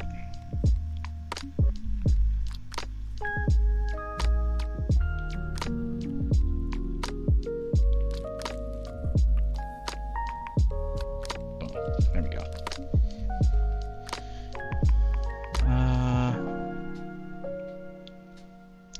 know what? I just realized I should have done this on a different layer because now we have all these weird lines. Ah, how frustrating. How frustrating.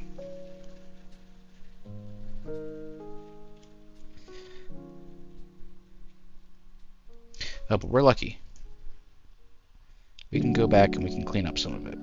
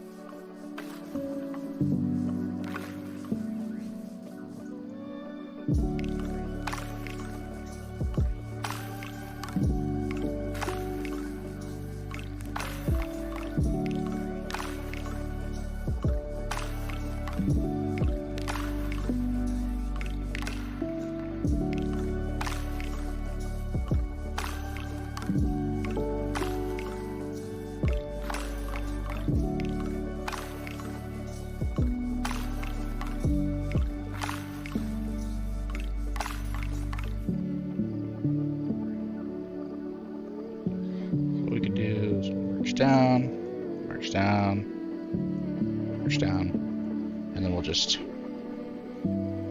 quickly add in the branches for the various, or the main trunk of the bush, just going in at like various angles.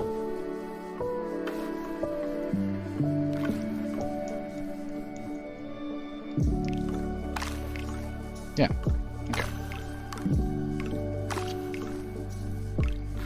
These plans are taking a lot longer than I thought they were.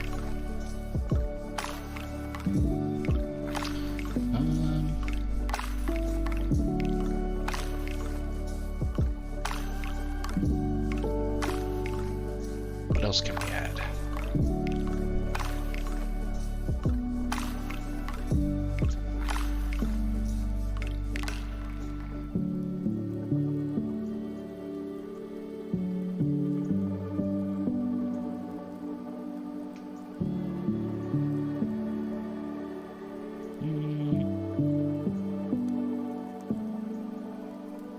I kind of want to add something to the foreground.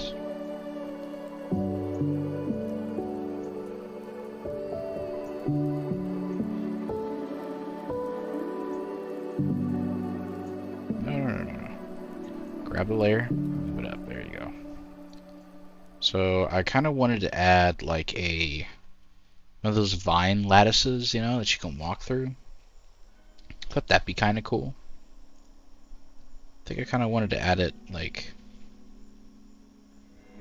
here on the left side, kind of like overlaying some of what you can see through it and see the stuff that I've drawn, but kind of like overlaying. So I think in order to do that, we'll have it like start. Oh, it needs to be closer, so probably have it start like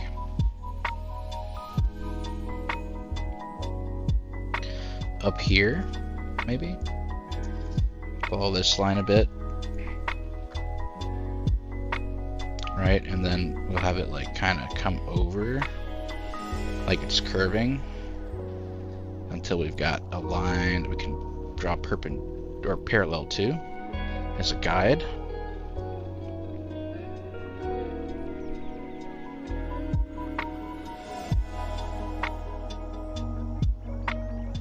And this will come all the way down,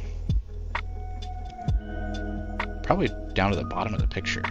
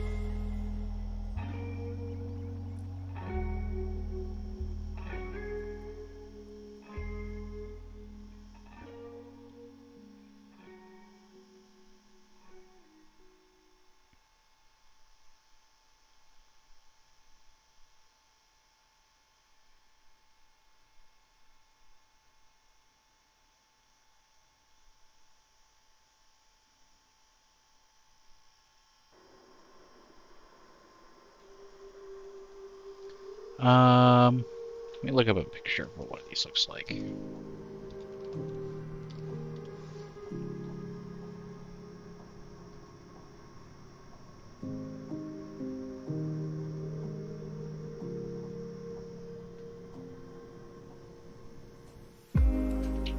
Darkness.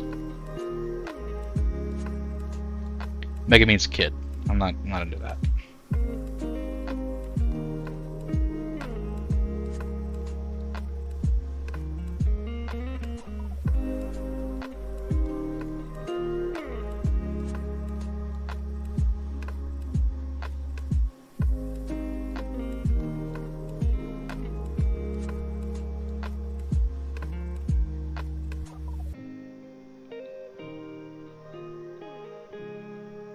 Darkness is like, pretty sure she's like a fully grown adult in the show. There's no way she's not. If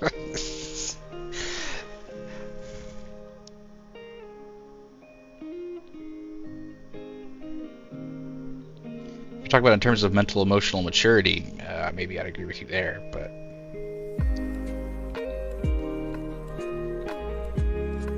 are you serious? For real? Like canonically? That's messed up, dude.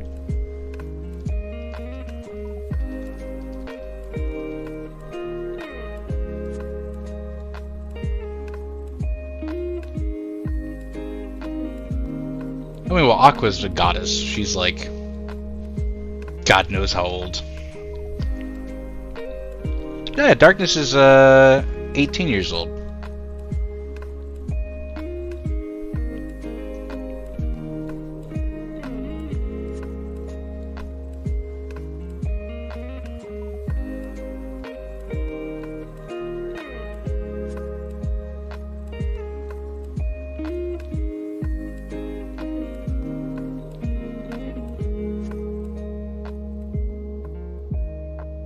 She's around 22 in the web novel.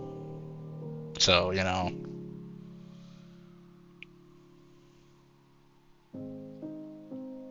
Enzo, welcome. Welcome, welcome.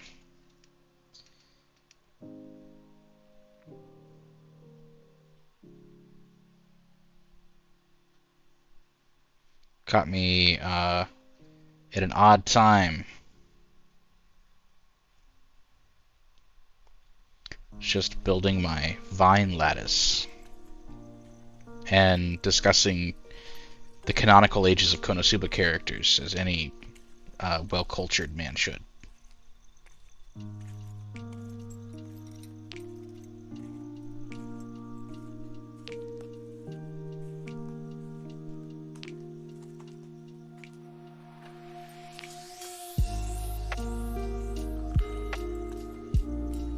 Darkness approves. Yep. Darkness is that's all I need right there. It's darkness. Give me some darkness, we're good. Turn out the lights.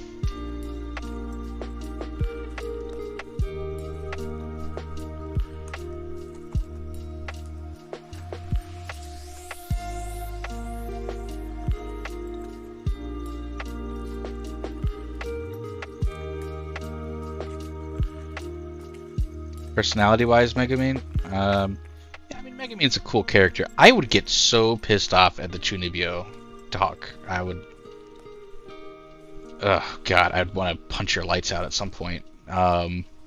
Which I know sounds terrible, but like, it's the truth, y'all.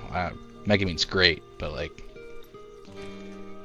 imagine being around someone who believes that. Oh, I guess she kind of is. She has explosion and stuff, but like, this massive force of evil who believes that their eye patch holds back their demonic powers. It's just an eye patch.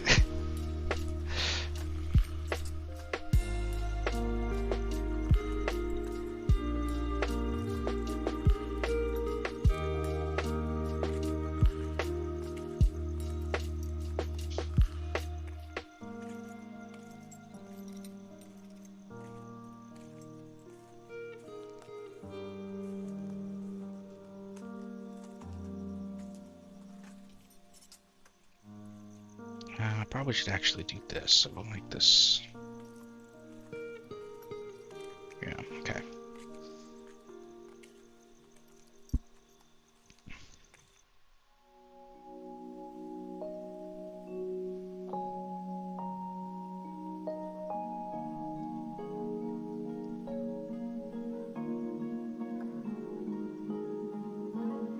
Yeah, at some point I promised to draw a raven in the picture, so I've got that coming along at some point.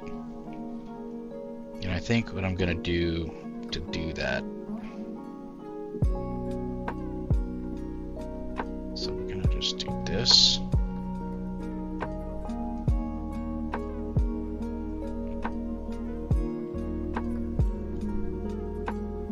What did Megan do to me? Nothing. No, she's fine. Just not my type. She's super cool, super sweet, but like, couldn't put up with it.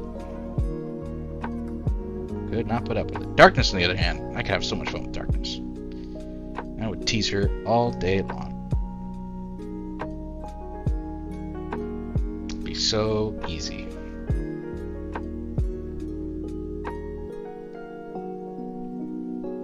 Alright, now what we'll do for lattice is we'll go like, we'll start in the corner.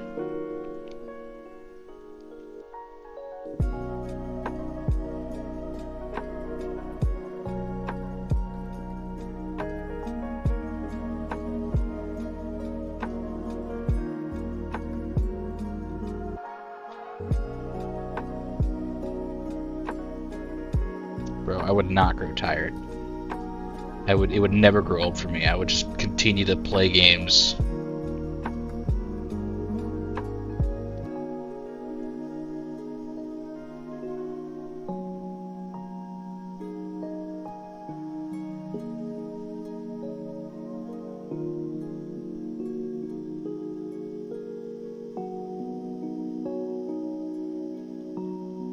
I think it's just a personality thing, right? Like, reason why I think I would like someone who was like Darkness, because saying I would like being with Darkness is akin to saying, I don't know, name the weebish thing you've ever heard, most weebish thing you've ever heard. Can't do it? Just, it broke you? Or you just got annoyed? Like, what happened?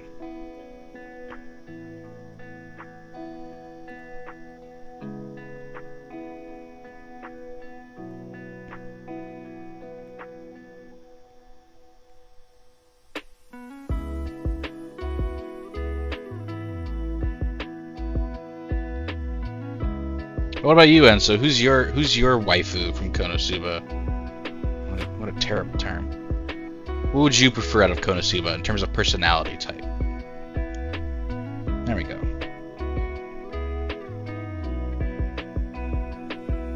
Who fits you best?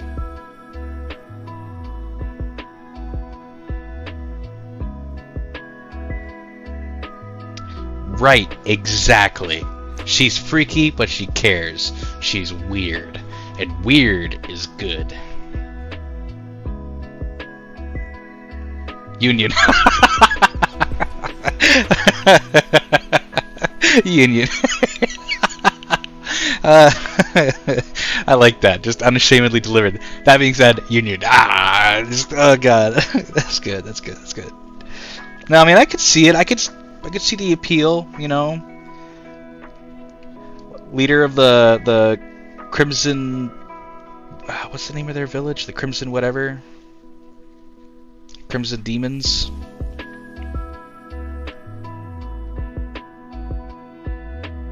Yeah, that's it. That's it. Love that movie, by the way. I'm so excited, guys. I'm so excited. The new season comes out next month. I'm so excited. It comes out next month, man. I'm so hype. I can't believe it. Yeah, dude. The new season comes out in April. Season 3, baby. Konosuba Season 3. Let's go. Get hyped. I might even do like a reaction stream. I'm going to have to figure out how to make that work, but I might fucking do it.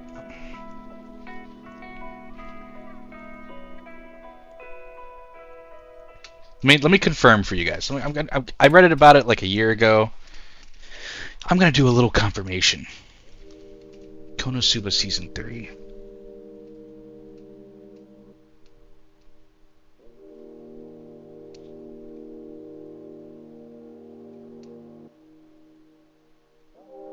It's being directed by the guy who did Kaguya-sama Love is War, which, you know, good show, great show. When is it dropping?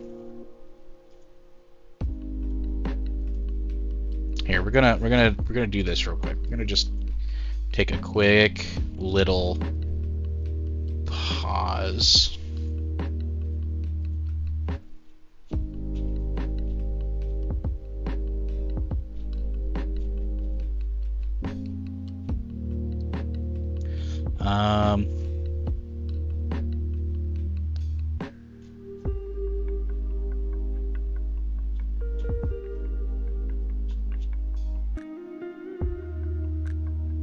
And then there's also the spin-off show. Don't forget about the spin-off show. There's a spin-off show that's like just focused around Megumin.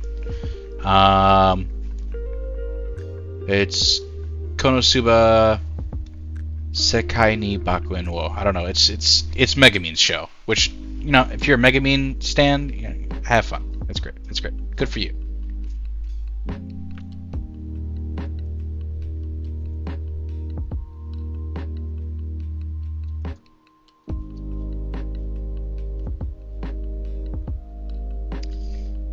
Where is the date of the announcement? That's all I want to see. It's like, when is Season 3 coming out?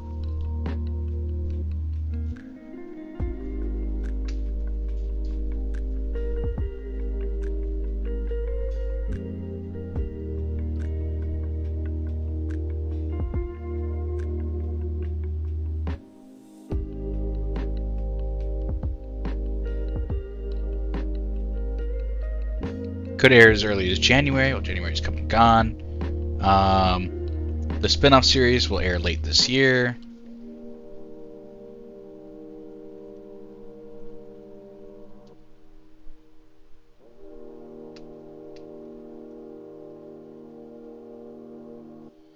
Where did I read it? It said it was going to come out in April.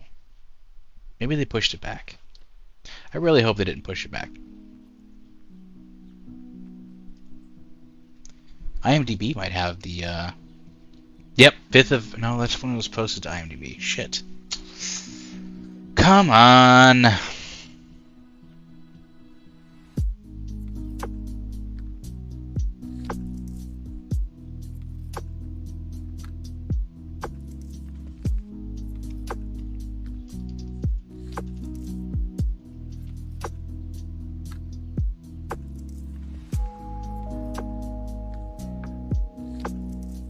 Okay. I was wrong. The Konosuba Season 3 will come out later this year. The Megumin spinoff comes out at the beginning of April. Okay, so I got them mixed up. That's why. My apologies. My apologies. Didn't mean to get your hopes up. Either way, it's Konosuba content in April. So, get hype.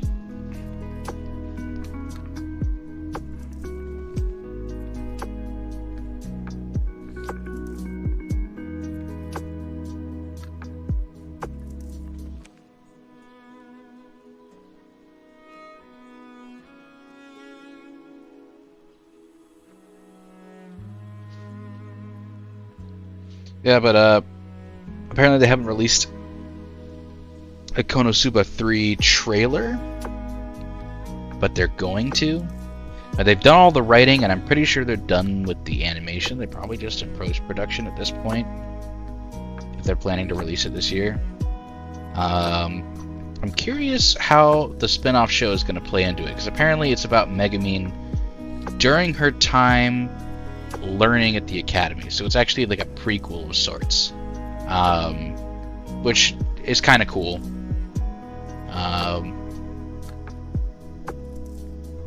Like backstory and lore.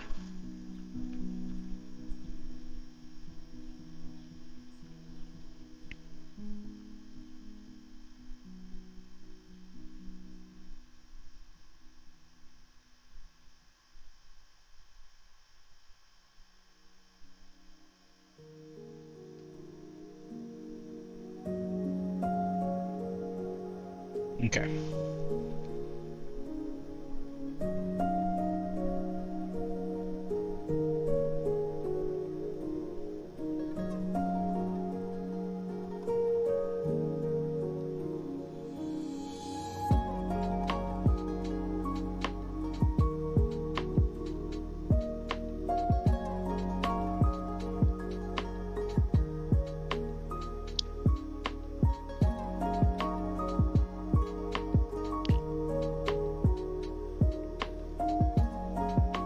Every time I draw something in this picture, you know what I realize?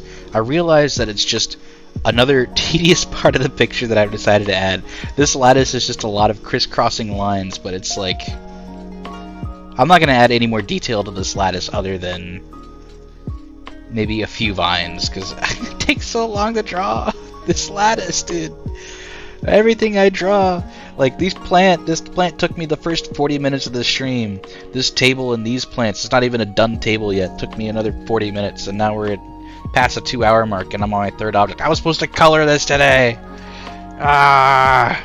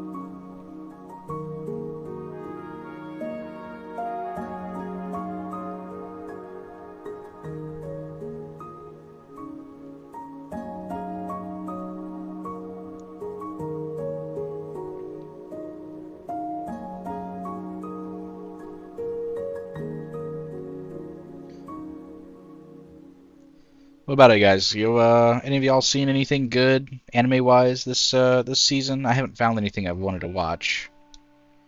I mean, I'm keeping up with My Hero Academia because it's not much else to do. But in terms of anime, I have been watching much. I've actually been reading a lot more manga. Been reading a lot more manga. Been very interested in like art styles and the way people draw and stuff. I guess that makes sense, right? But not a lot of anime has been very interesting. Iruma-kun? I got started. I think I made it through most of season 1 of that. I just, I know it's on season 3 now, right? It seems interesting, but I don't know, there's something about it.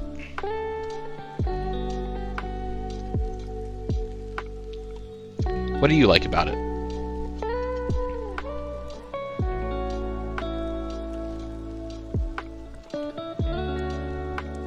Weirder than the way Hunter x Hunter is. Okay, yeah, that's a fair assessment. It's kind of an interesting assessment.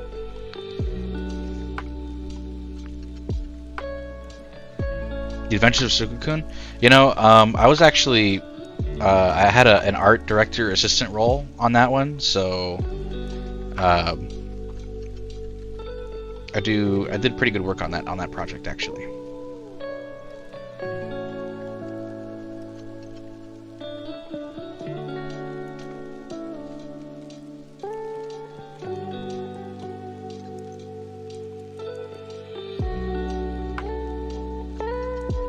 Yeah, the Sakuga scene at the end of episode 3, where Circle-kun like beheads the Twitch staff member who's like corrupt and all that stuff.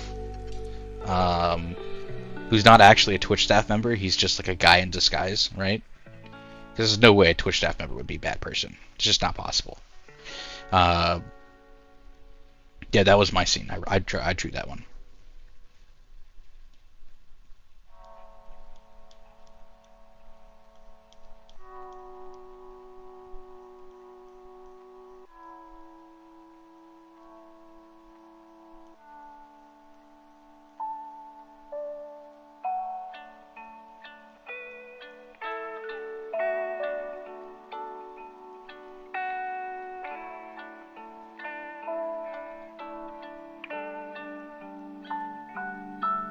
You know what? Actually, guys, we're gonna save this one. We're gonna draw a little bit of Circle Coon fan art. All right, we're gonna do a little bit of a Circle Coon fan art. So I think I kind of want to have Circle Coon. We're gonna have him facing. We need him in a heroic pose. So we're gonna have him facing like upwards a little bit. So we're just gonna have him kind of like this. We're gonna start with a circle.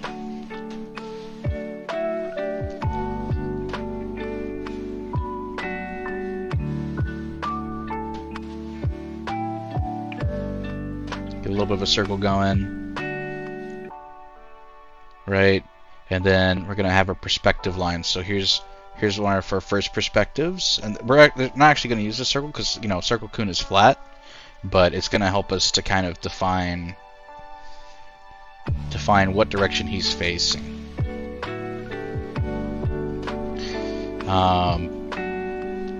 And then for the background, we'll do a little bit of scribbling for the background. We'll have him like perched on a rock. So we're just going to have some jagged lines, maybe. This will be like a cliff edge over by the sea. So in the background, we'll have like some waves back here, Blah, blah, blah, blah. Maybe some smaller rocks sticking out of the ground. We'll come back and add detail to that later. Just rocks. We'll come back to that. We're not focused on that for now. We are focused on the big layer. All right, so Circle Coon. He's got that nice sort of curve to him. He's got that curve, right? Everybody loves the curve. That's like that's like everybody's favorite physically defining feature of Circle Coon is his curve.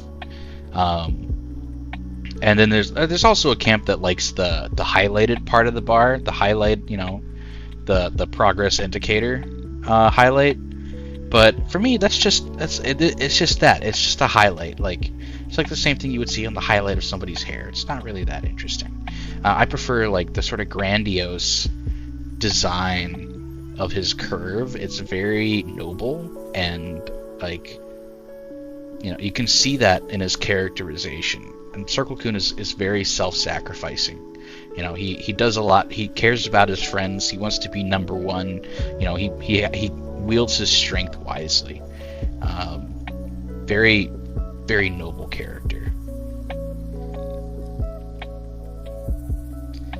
Some people are like, oh, that's a typical anime protagonist, but I think he goes a lot deeper than that, right? This is a sketch. We're gonna come back in later, and we're gonna make a nice line out of this stuff.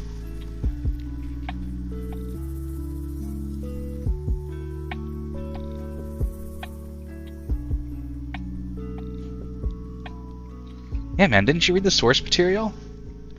It's not my perspective. It's just how he's written, man.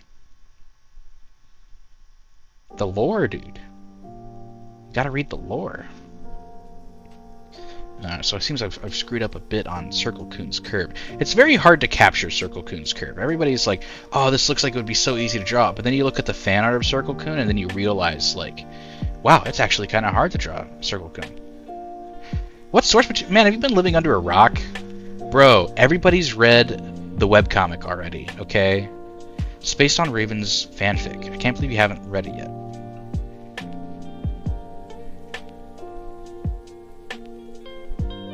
I know, right?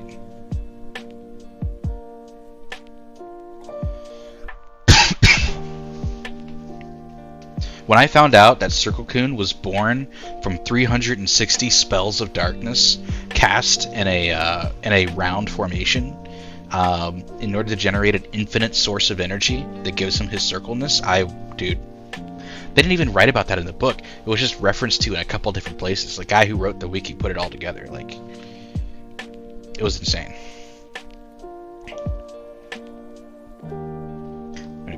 We're gonna clean up his lines a little bit. His curves, I should say. He has no lines. That's actually one of the things that gives him his greatest strength. He has no straight lines, so the visible spectrum actually bounces directly off of him, and there's no reflection from a direct perspective. So the only way to see him is through reflections, and that's what makes him so dangerous in battle. So you can't actually see him. He's more invisible than John Cena, some say.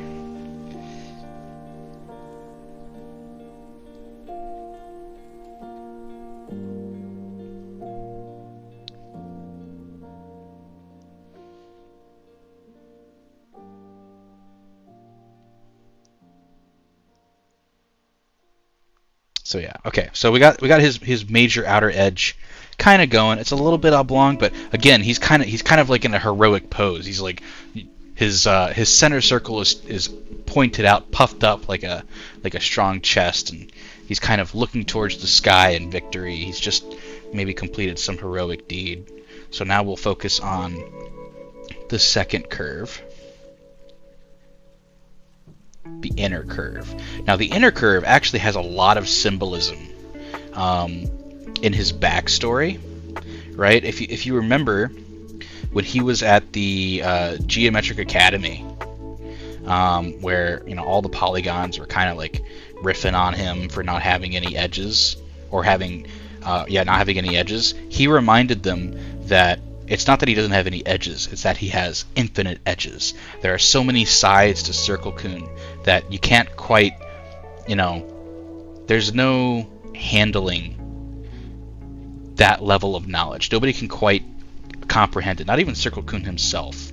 Infinity is a very fickle thing, So, and if you remember how he did that, he basically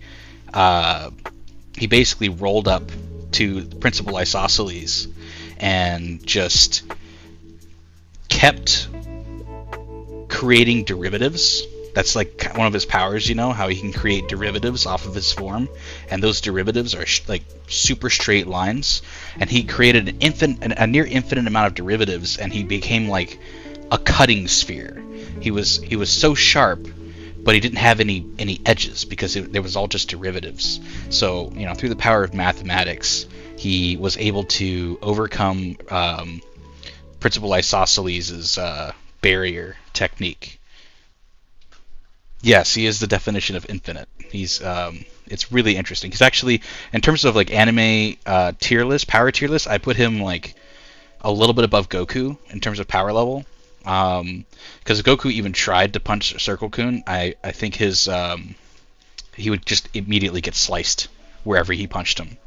And then any sort of like ki blast or anything like that would probably just like split off into multiple beams. It might actually be very dangerous to anybody nearby to shoot a beam attack at Circle Kun, because like not only can you not see him, but also if the beams get cut up from his derivatives, then like that's just how it is. Oh, what's up, DBZ Nerd Boy? How's it going, man? We're talking about Circle Kun. And like just how powerful he is in the source material. I messed up this line a little bit. We're gonna come back and kind of clean that up. So we're just drawing some fan art of Circle Kun.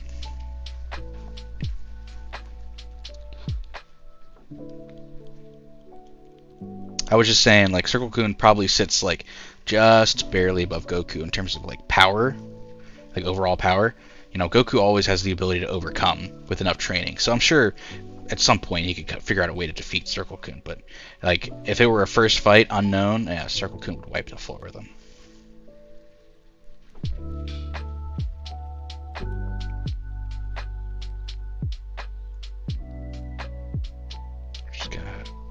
This line right here is what's bothering me.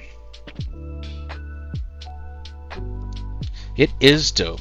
Yeah, we were talking about the source material for Circle Kun, and kind of like his backstory, like talking about the inner circle and his time at Geometric Academy, the time that he broke Principal Isosceles' barrier, right?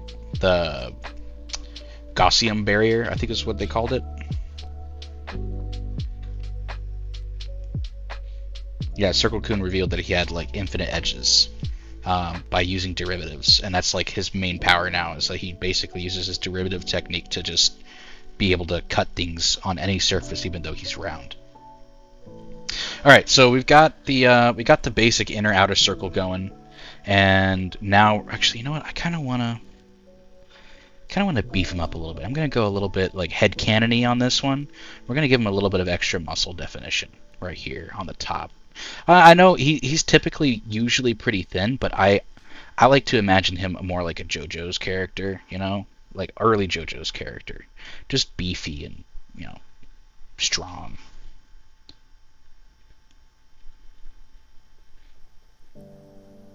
Okay, there we go. Yeah, see, that looks nice. All right, now we need to add his progress indicator. And the progress indicator is interesting because if you look really closely, even though he's invisible, you can kind of see the glow of the progress indicator.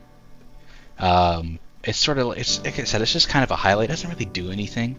They kind of use it a few times in some side plots to be like, oh yeah, there's this glow and it'll attack there, and just to add a little bit of extra, you know, tension to the scene. But ultimately, it doesn't really do anything. So we're just gonna kind of maybe the author will do something with it in the future, but for now, it's just kind of a thing. So I think we'll just kind of have it in a glamorous position. We'll just have it like this. We'll kind of add like a nice little curve. It'll be like a little glowy part, right? Let's just go boop, boop, boop, boop, boop, boop, boop.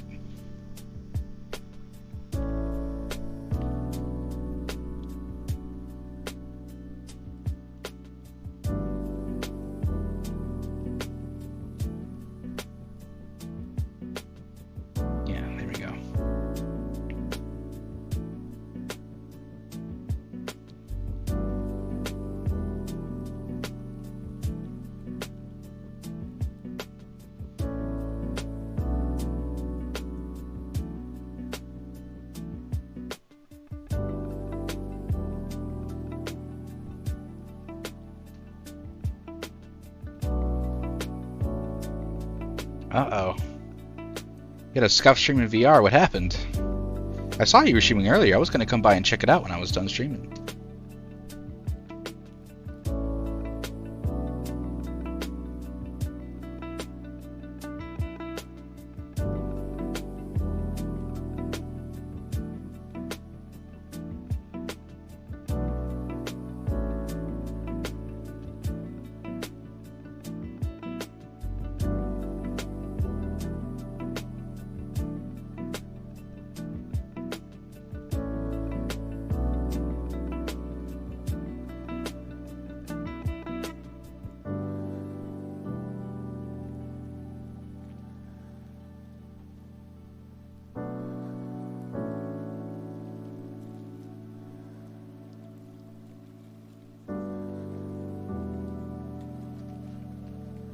Oh no.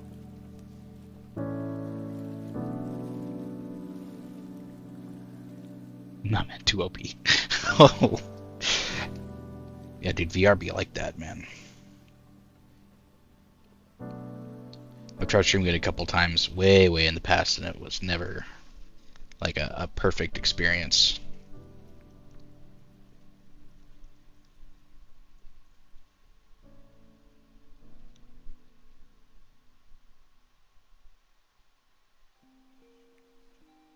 Damn! That's a lot of frames.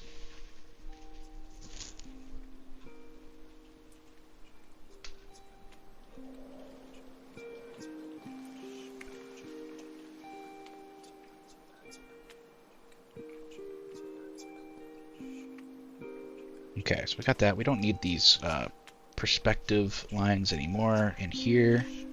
We can get rid of those.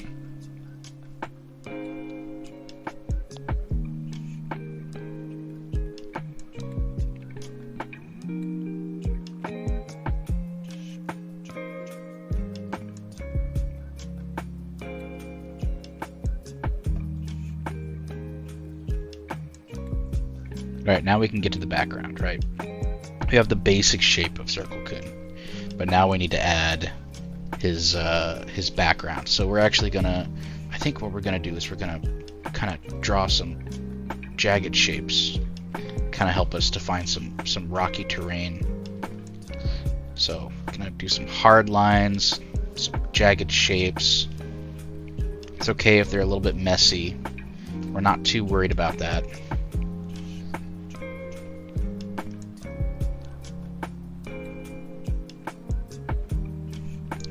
We just want to draw a platform that he's standing on, right? So we're just gonna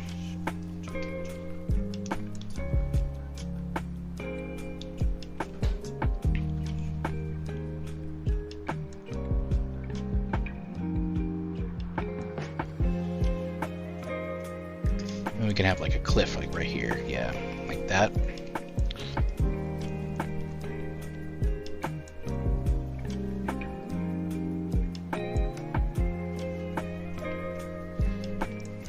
Yeah, man, it's Circle Coon.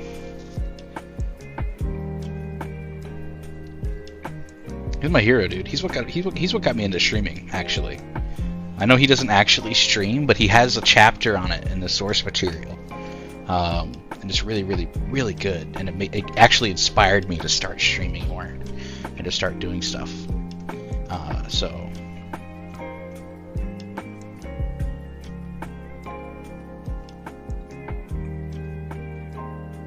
What's your guys' favorite part about Circle Coon?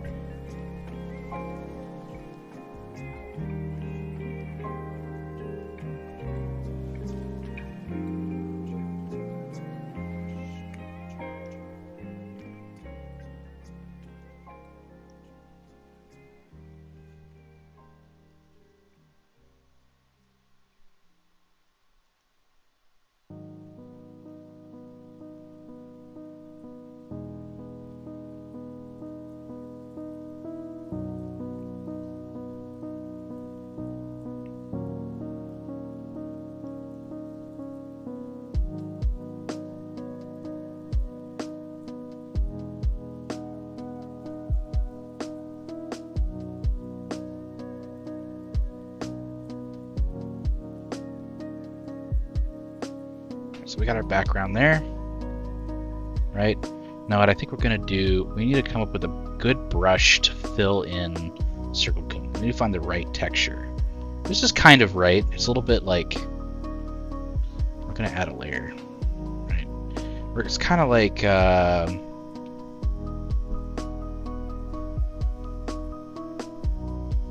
you know, he has that sort of like, what's a resplendent silver type color, type quality to him.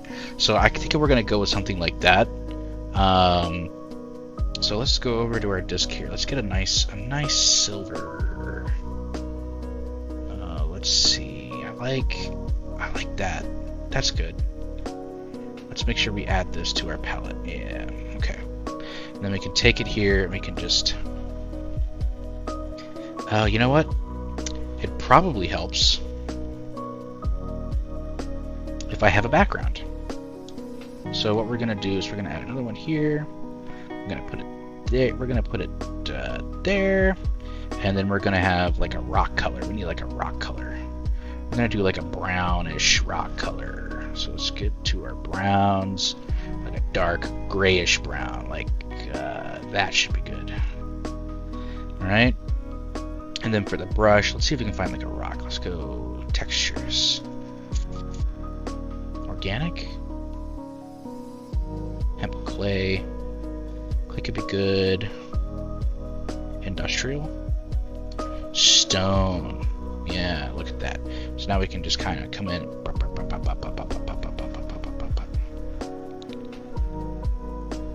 gonna do some preliminary filling. And we'll come back over this later and re-add our detail because we're on a separate layer, right?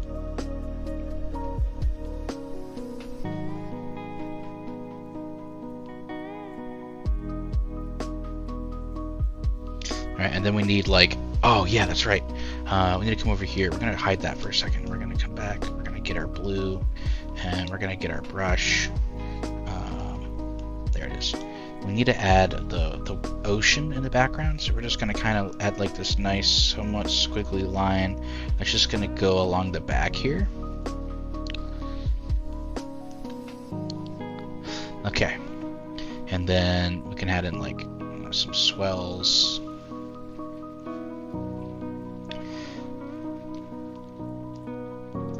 go back in and add that detail later. So now back over here, we can grab like an ocean blue. I need like an ocean blue. Let's get deeper and let's go dark. Yeah, like dark stormy waters. Yeah. Okay. Now water. We'll do like a wash.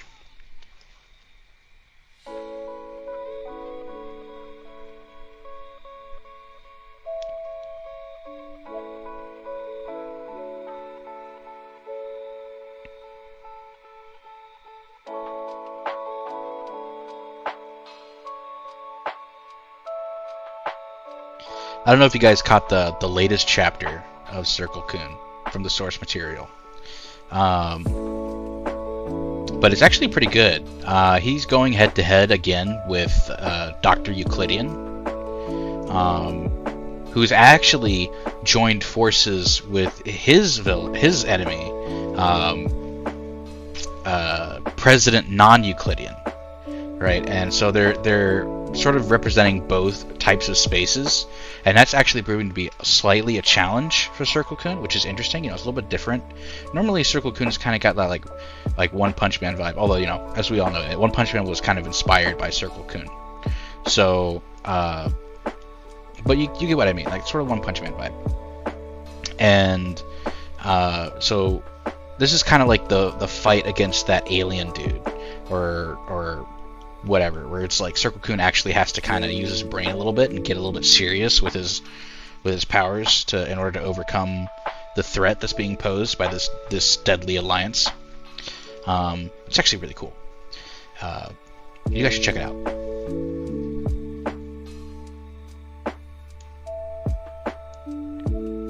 Alright, now we need a sky color. We need a sky color. What's a good sky color? Have like sort of gray sky. And we'll add in some clouds too. We'll add some like roiling clouds. That's what we're gonna do. So let's go find some clouds. Texture.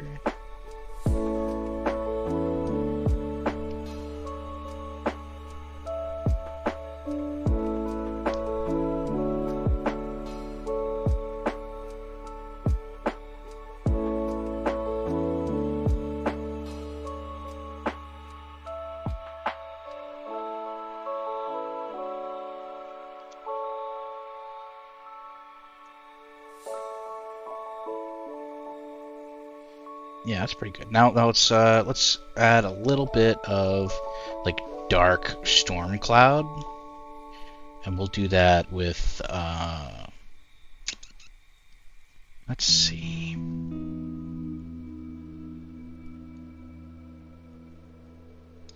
What's gonna be cool? Maybe an airbrush? No. Abstract? Ooh, this could be like the Euclidean cloud technique that Dr. Euclidean uses. We could do like some like that stuff in the air. That'd be kind of cool.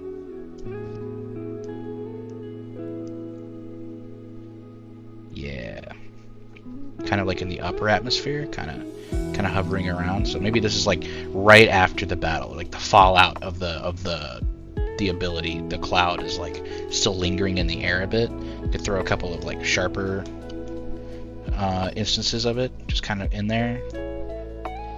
Yeah.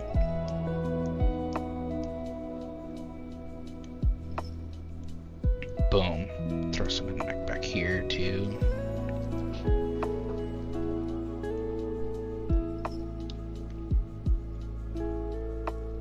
Alright, now that we've got all that set up, we can go back to our color layer for Circle Kun. And we can get his shimmer. We're going to get his resplendent silver shimmer. There it is. Yeah. Okay. Now we can just kind of begin coloring in. As we all, it's hard to see Circle Kun because of the way that his perfect circleness and lack of like straight edges, and the only edges you have are from the derivatives, so like visually, in the visual spectrum, you can't normally see him. So we're actually going to make him a little bit transparent. Even though you're not supposed to be able to see him at all, we're going to have him be at least somewhat visible, right? So we're just going to kind of color in between the lines, and then we're going to go back when we're done, and we're going to clean up the line, the excess, using the lines as a guide. And then when we remove the line layer, we'll actually be able to have this really cool effect where he'll be showing up kind of almost out of like thin air. It's like you can see him as the audience, but he's not actually visible.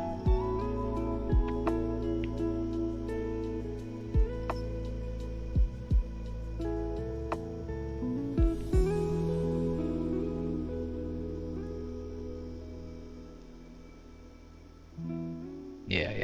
There we go.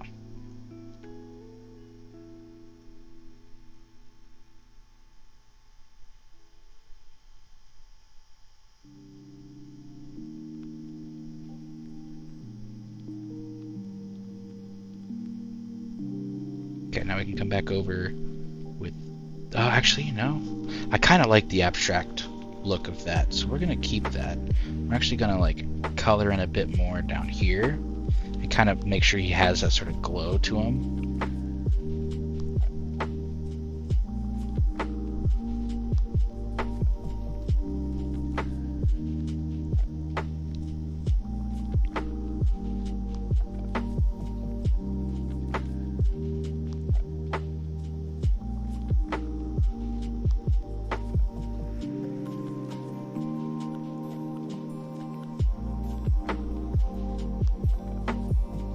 Dude, because he does it like every single arc, man. Like, he's just really good at it.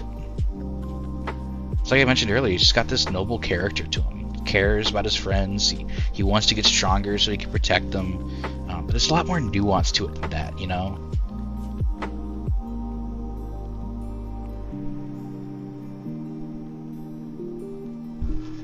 I mean, why wouldn't he? I'd be proud if I had that kind of power. I'm gonna go with the Silver Age design of Circle-kun here a little bit. I know it's probably not very contemporary, but I'm a big fan of it. And that's when he has the golden highlight. It just looks really, really good. So I'm gonna use it for his little highlight, his progress bar indicator.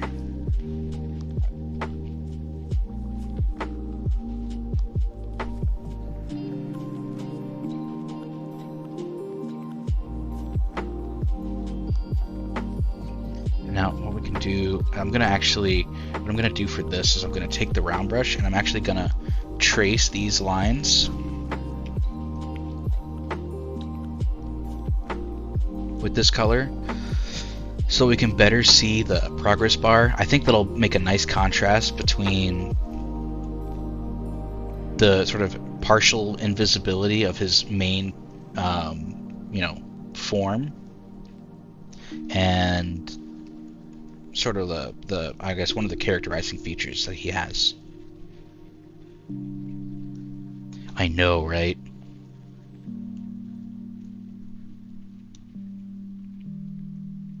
Actually, Circle-kun is how I met my first girlfriend.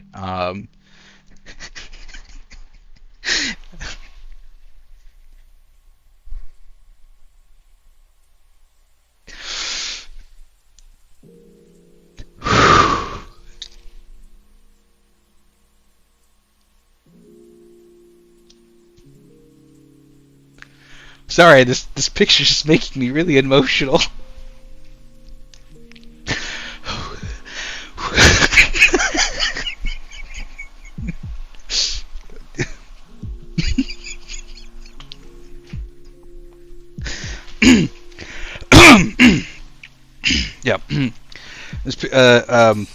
Yeah. I met my first love in a Circle-kun fan club that we had in high school. I was the vice president of it. And I actually I had a crush on her for the longest time because she got it. Like she understood what made Circle-kun so special. And not a lot of people like get it, but she did, and she was very special to me. But then she started getting into some of the knockoff pieces, and like Square-chan, you know, that shameless copy of Circle Kun. It's more of like a rom-com slice of life. It doesn't have any of the depth and like interesting plot lines that Circle Kun has. So it's kind of like I don't know. It fell off with her, but for a while, for like a year or two, she was pretty sweet. Yo, look at that. That's clean. That's clean. Alright, here's what we're going to do, though. We're going to actually go back. We're going to add a little bit more of the heavy metal inside of this, because I want it to be... We're going to make it a bit smaller. We're just going to make it a bit denser. Add a bit of glow to it.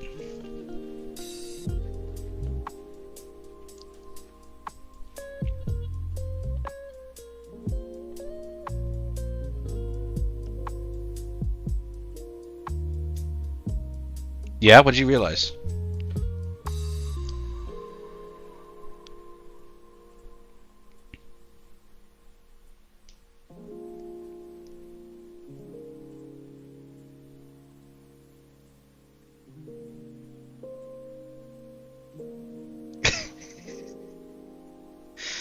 I mean, it's true. I think if somebody really truly did not know who Circle Kun was, they might be a little bit confused looking at this and think that it's like a modern art piece. But I think that just kind of speaks to like just how unique and in how much of an impression the original design of Circle Kun like leaves on you. You know, it's up there with the greats in terms of character design.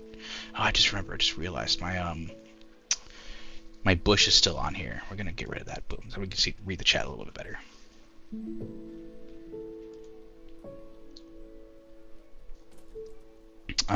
So now what I'll do, I'm gonna come back with like a dark gray color in the round brush, and we're just gonna kind of like gently put in some. What layer am I on? Not on this layer, but on a new layer that'll sit behind all that. Yeah, I'm just gonna kind of like add in the hard lines.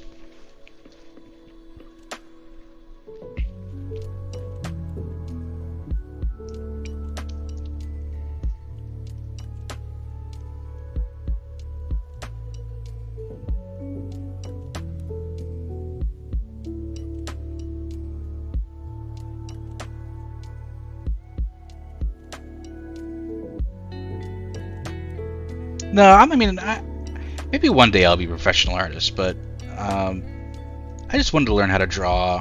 I mean, I started drawing like Circle Kun pictures all the time, so I know I'm kind of good at Circle Kun, but like when it comes to other stuff, like you saw earlier, my greenhouse garden picture, it's not like super amazing. Like if you see the flower I drew here, like here's the first flower I did, it's okay, but like you don't really get a sense of what it's supposed to be. And then the second time I drew it, it was like, okay, what the fuck is that? The perspective is all off. This leaf on the bottom here, this like petal on the bottom here is all wrong. But like my leaves are okay. I drew a decent leaf facing the opposite direction. Here's a leaf facing towards you, you know. And then we got, I like my bushes. They're like simpler, more abstract in design because you're supposed to see them from far away. We got like, yeah, whatever. So I'm getting better, but like. This is my bread and butter right here. This is what I'm known for. It's my Circle Kun fan art.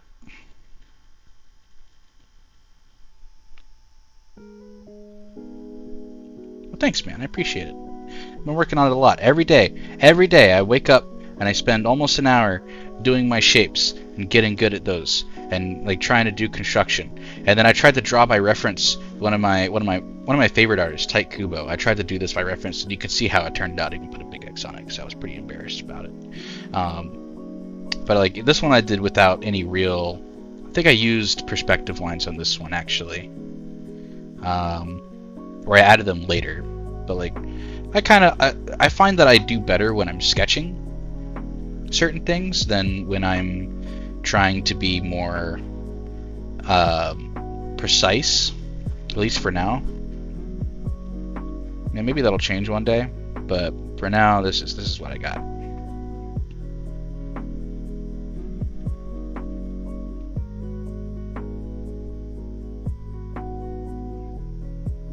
Practice, practice, practice. It'll all pay off, man. It'll all pay off. One day you're gonna see me. I'm gonna be one of the great artists of the age, drawing. I might, if I'm lucky, I might even inherit the Circle Coon comic, the source material from the artist. That's kind of my dream, you know. I don't know what I would do with myself if I actually got that, but like, I'd put my heart and soul into it. That's for sure.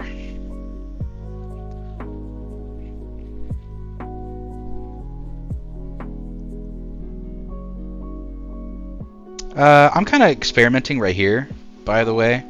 I kind of wanted to see what it would be like if I added some like contrast and depth to the lines and like kind of had some varying hardnesses to some of this stuff, because I think that makes it more interesting.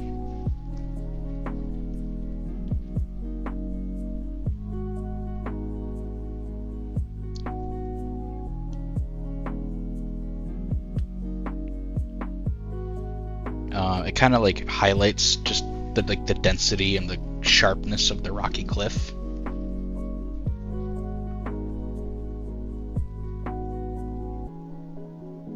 Like the shadows maybe that are being cast.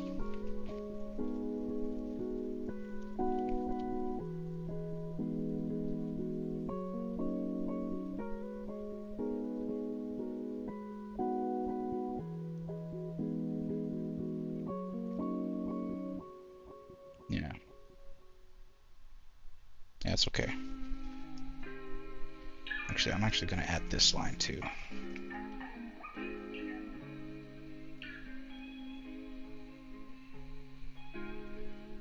And we'll even, I think I'm also going to add like a line like that. Yeah.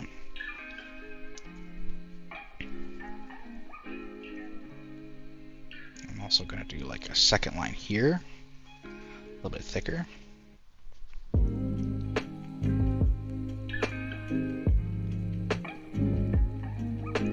And then this one we'll do like a nice sharp sort of like triangle type thing. This will come in front. This will kind of like go back there.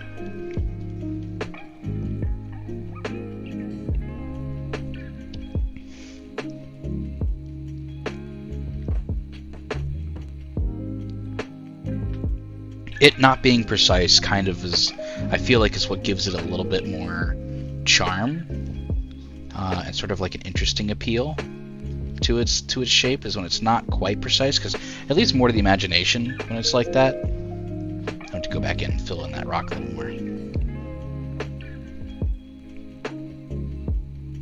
Like I can do this, and then I can start this line underneath it, and I can kind of color that in some, right?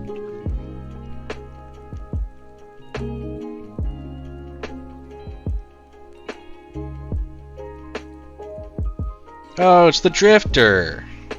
Welcome, Mr. Drifter. We're drawing fan art of my favorite character, Circle Coon. Here he is in a Silver Age design.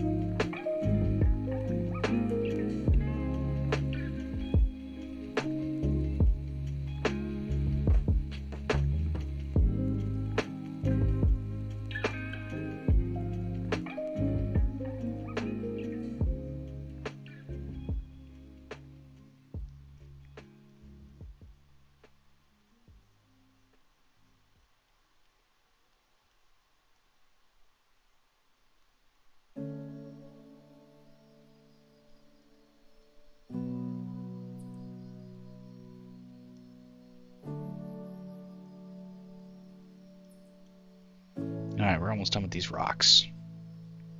I'm gonna just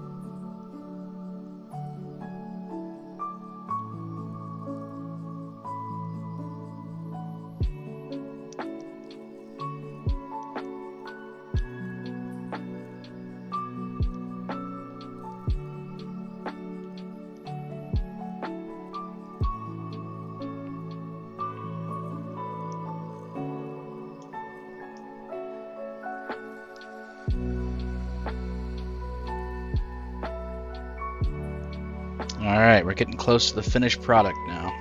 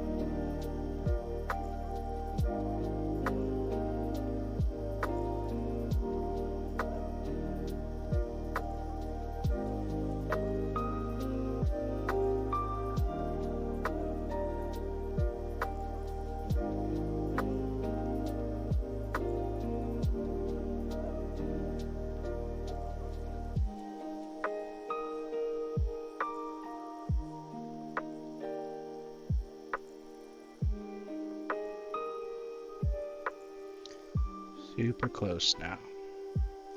And I think after this, we're going to end stream. So if you want to catch the finished product, stick around for a little bit longer, and then we'll end off, and we'll go raid somebody. Hopefully somebody will be online that we can raid. Get some Circle Coon fans out there, maybe, that are streaming.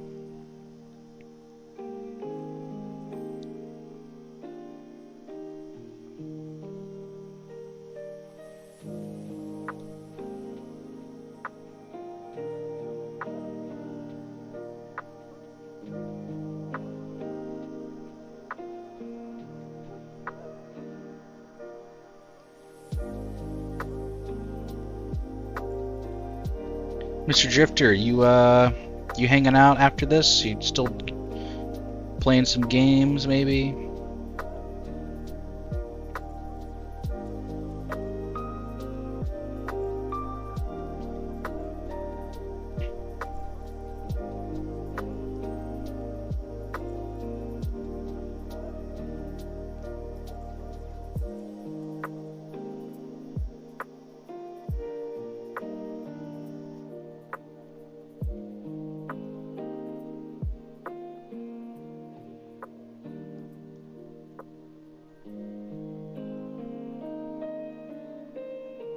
Maybe he's already gone.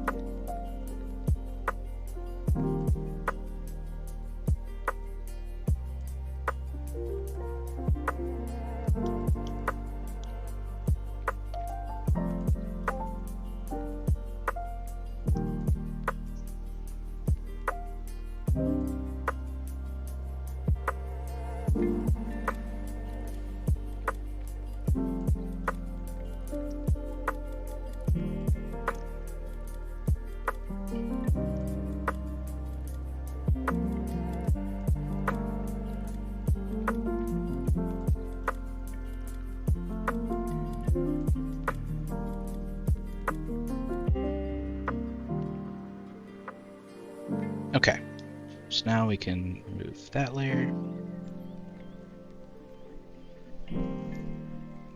I'm going to add one more layer. It's going to go right here because I want to have like an actual background layer that's not white.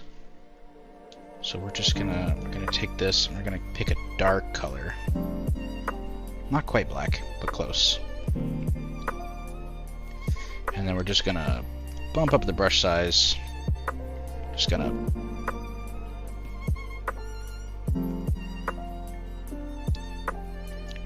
go over it real good. Make it darker as we come down.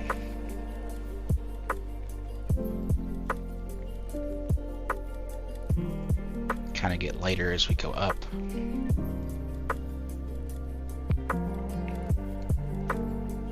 Boom. There we go. Circle Coon fan art. It's all done.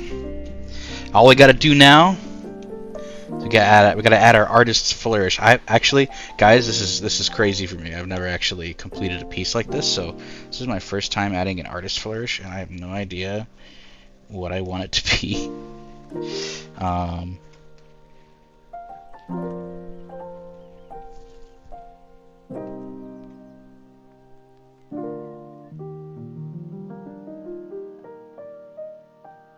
Is that a tear? Suck that back in. You don't cry in front of Circle Coon, or you can't cry. I guess he's a very sensitive person. Yeah, I love that texture though. Just really captures the sort of mysterious majesticness of his characterization. I'm just gonna throw my tag here on the top left. What should be the Madman tag? I'm crying? Oh shit. You're right, I am crying. I didn't even notice. Oh my god. The tears just won't stop coming, man. It's getting on my pencil. Oh god. I gotta plug the dam for a little bit. Come on. Ah.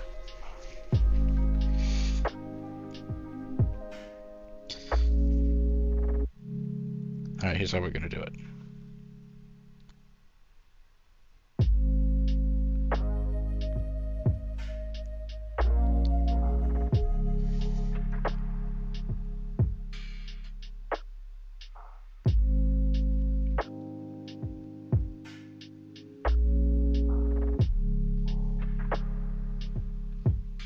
Madman.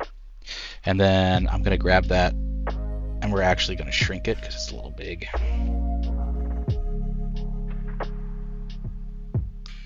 just gonna move it up in the corner there.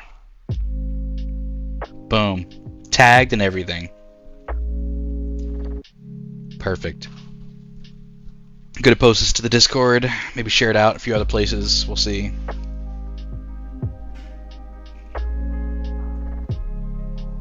Yeah, it turned out pretty well. Well, guys, wanted to thank y'all for we could do one cool last thing real quick. You guys ready for this? You guys ready for this?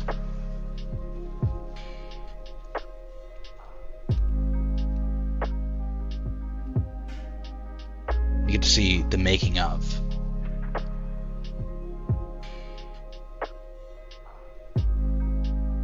Probably take just a couple minutes.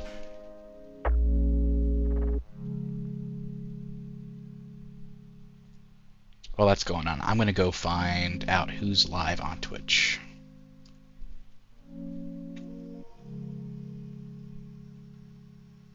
Who's live? Oh, Minisagi is live.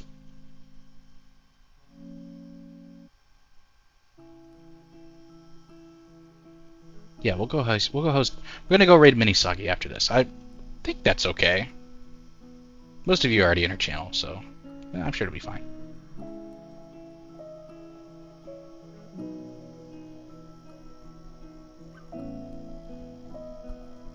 Still going. Now we're drawing in the details of the rocks. I love this time-lapse feature of Procreate. It's really nice because it actually kind of gives you a high-level overview of like, here's what you did and when, and kind of like gives you an understanding of what your process is. Oh, that was really fast. Okay, yeah, cool. All right, well, that's that. That's that. So that means... Nope, wrong one. There we go. Boop. That means that we're done here for today. It's beautiful. Mwah, mwah. I'm going to post it to some Discord so you guys can have your own copy of it, you know, free of charge. My gift to you. Mwah. And we're going to go raid. We're going to go raid Minisagi. So, you know, go show her some love. She's pretty cool. And I'll see you guys around. Too busy crying. Okay, I'll wait for you guys to finish crying before we go. All right, get all the tears out. You know, let just take a breath. Everything's gonna be fine. We've all got this. Circle Coon is taking care of it for us. All right, love you guys. See you around.